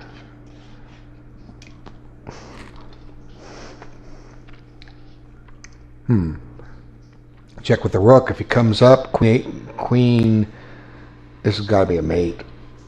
And I can just shovel the rook over to the side too. I have to move the queen after I check, or unless I move it now. Queen f4, rook f1, is that where the thing? Queen check. King h1. Rook takes, queen takes, rook takes, king takes. Don't quite have enough mate. I don't want to just win a queen for rook. I want to try to get a mate out of this, and that's what you should want to do. I got an hour on the clock to figure it out. You know, we're not playing blitz chess here. I mean, I am, because I'm in a simul. I'll be playing reasonably quick, but I'll still try to take my time so I can explain what my ideas are. So I'd like to make a move like rook g3 check, but it doesn't quite work. Excuse me. That's where I sneeze every chess video.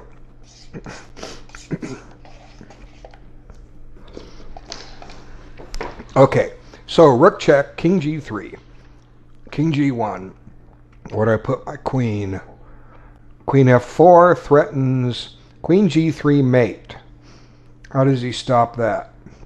Also threatens a rook check. Let's see, check. Queen here. Rook h3. I'm going to go wave the rook somewhere, like to b2. Now I'm threatening queen f2 check, as well as queen e3 check. Yeah, I think putting him on the back rank is the right approach. I haven't worked it all out yet. If he comes up to g3, queen f4 check, king h3. I don't think he's going to survive that. King g3, queen f or h3. We could play king h3 here. I'm still going to play queen f4. You know, his king is just exposed.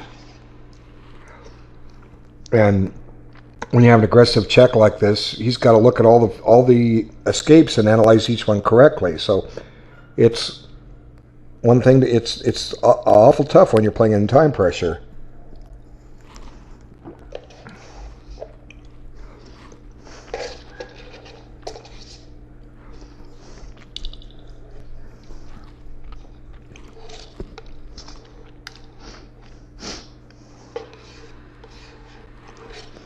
Okay, so where were we?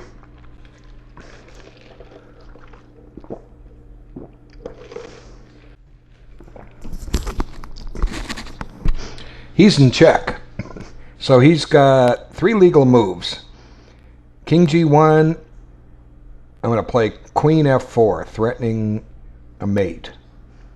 Okay, he's got to deal with that. If he plays Rook H3, covers the mate. Okay, so Queen H4. Now I play Queen F4. I got to save my queen. Now he's got to deal with the mate. Rook H3 is pretty much his only move, because Queen G3 threat check is mate. Okay. Oh, see? Remember what I was talking about earlier? I got to make sure I don't get into a thing where he takes. Surprise, surprise.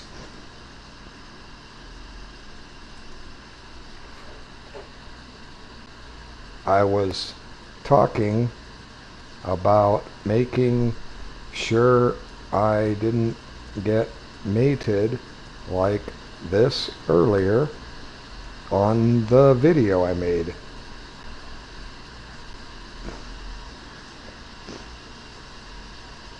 So anyway, hey, I'm here for fun.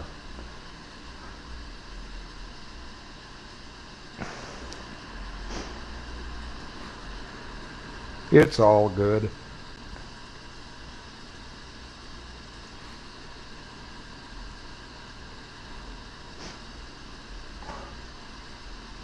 So, surprise, surprise, get so wrapped up in my mate, and I even talked about that. I got to make sure I don't get. Who's tickling me? Or a pop-up.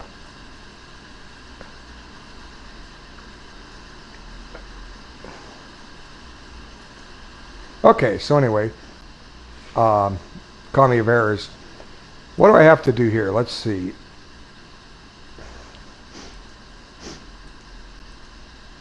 I can't see this. Check. Oh, here, there's no threat. Let's see, what if I do this now? Now he has to come here. You see, this transposes to what I want to do. But you see, I was looking at analyzing moves like this, and these all allow this thing again. So, anyway, the joke's on me. And anybody can beat me, and I don't care. You know, I'm not here to try to beat everybody. I'll play my best and try to win the game, but I don't care if I win. I don't care if I lose. I'm here to make you improve your chess, okay? So,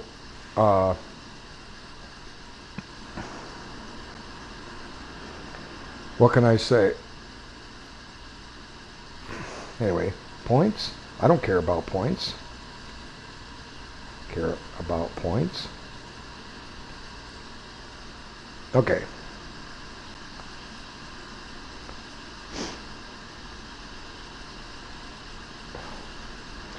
But as I've said before, my blunder is the one movers, and there it was. Check my history. History. Okay, so joke was on me. Kind of funny in the end. Thanks everyone for watching. You got to see me get checkmated when I was trying to checkmate him. I just outwitted myself. That's all. I don't care. I played well enough to win. What's it matter? I just made a blunder. He won the game. Did it affect the way I played? No, it didn't. My game was fine. How many? You know, you still lose the game, but did it really affect your overall skill? So, there you have it. Okay, so I'm going to close this video off. Here, when the pop-up came up, I thought he had resigned. All of a sudden, white wins. A white one? Huh, I'll be darned. Anyway, I guess G6 was the better move after all. H5 was just plain risky. Okay. Thanks so much for watching. Joke's on me. And look forward to playing y'all tomorrow. Same bat time, same bat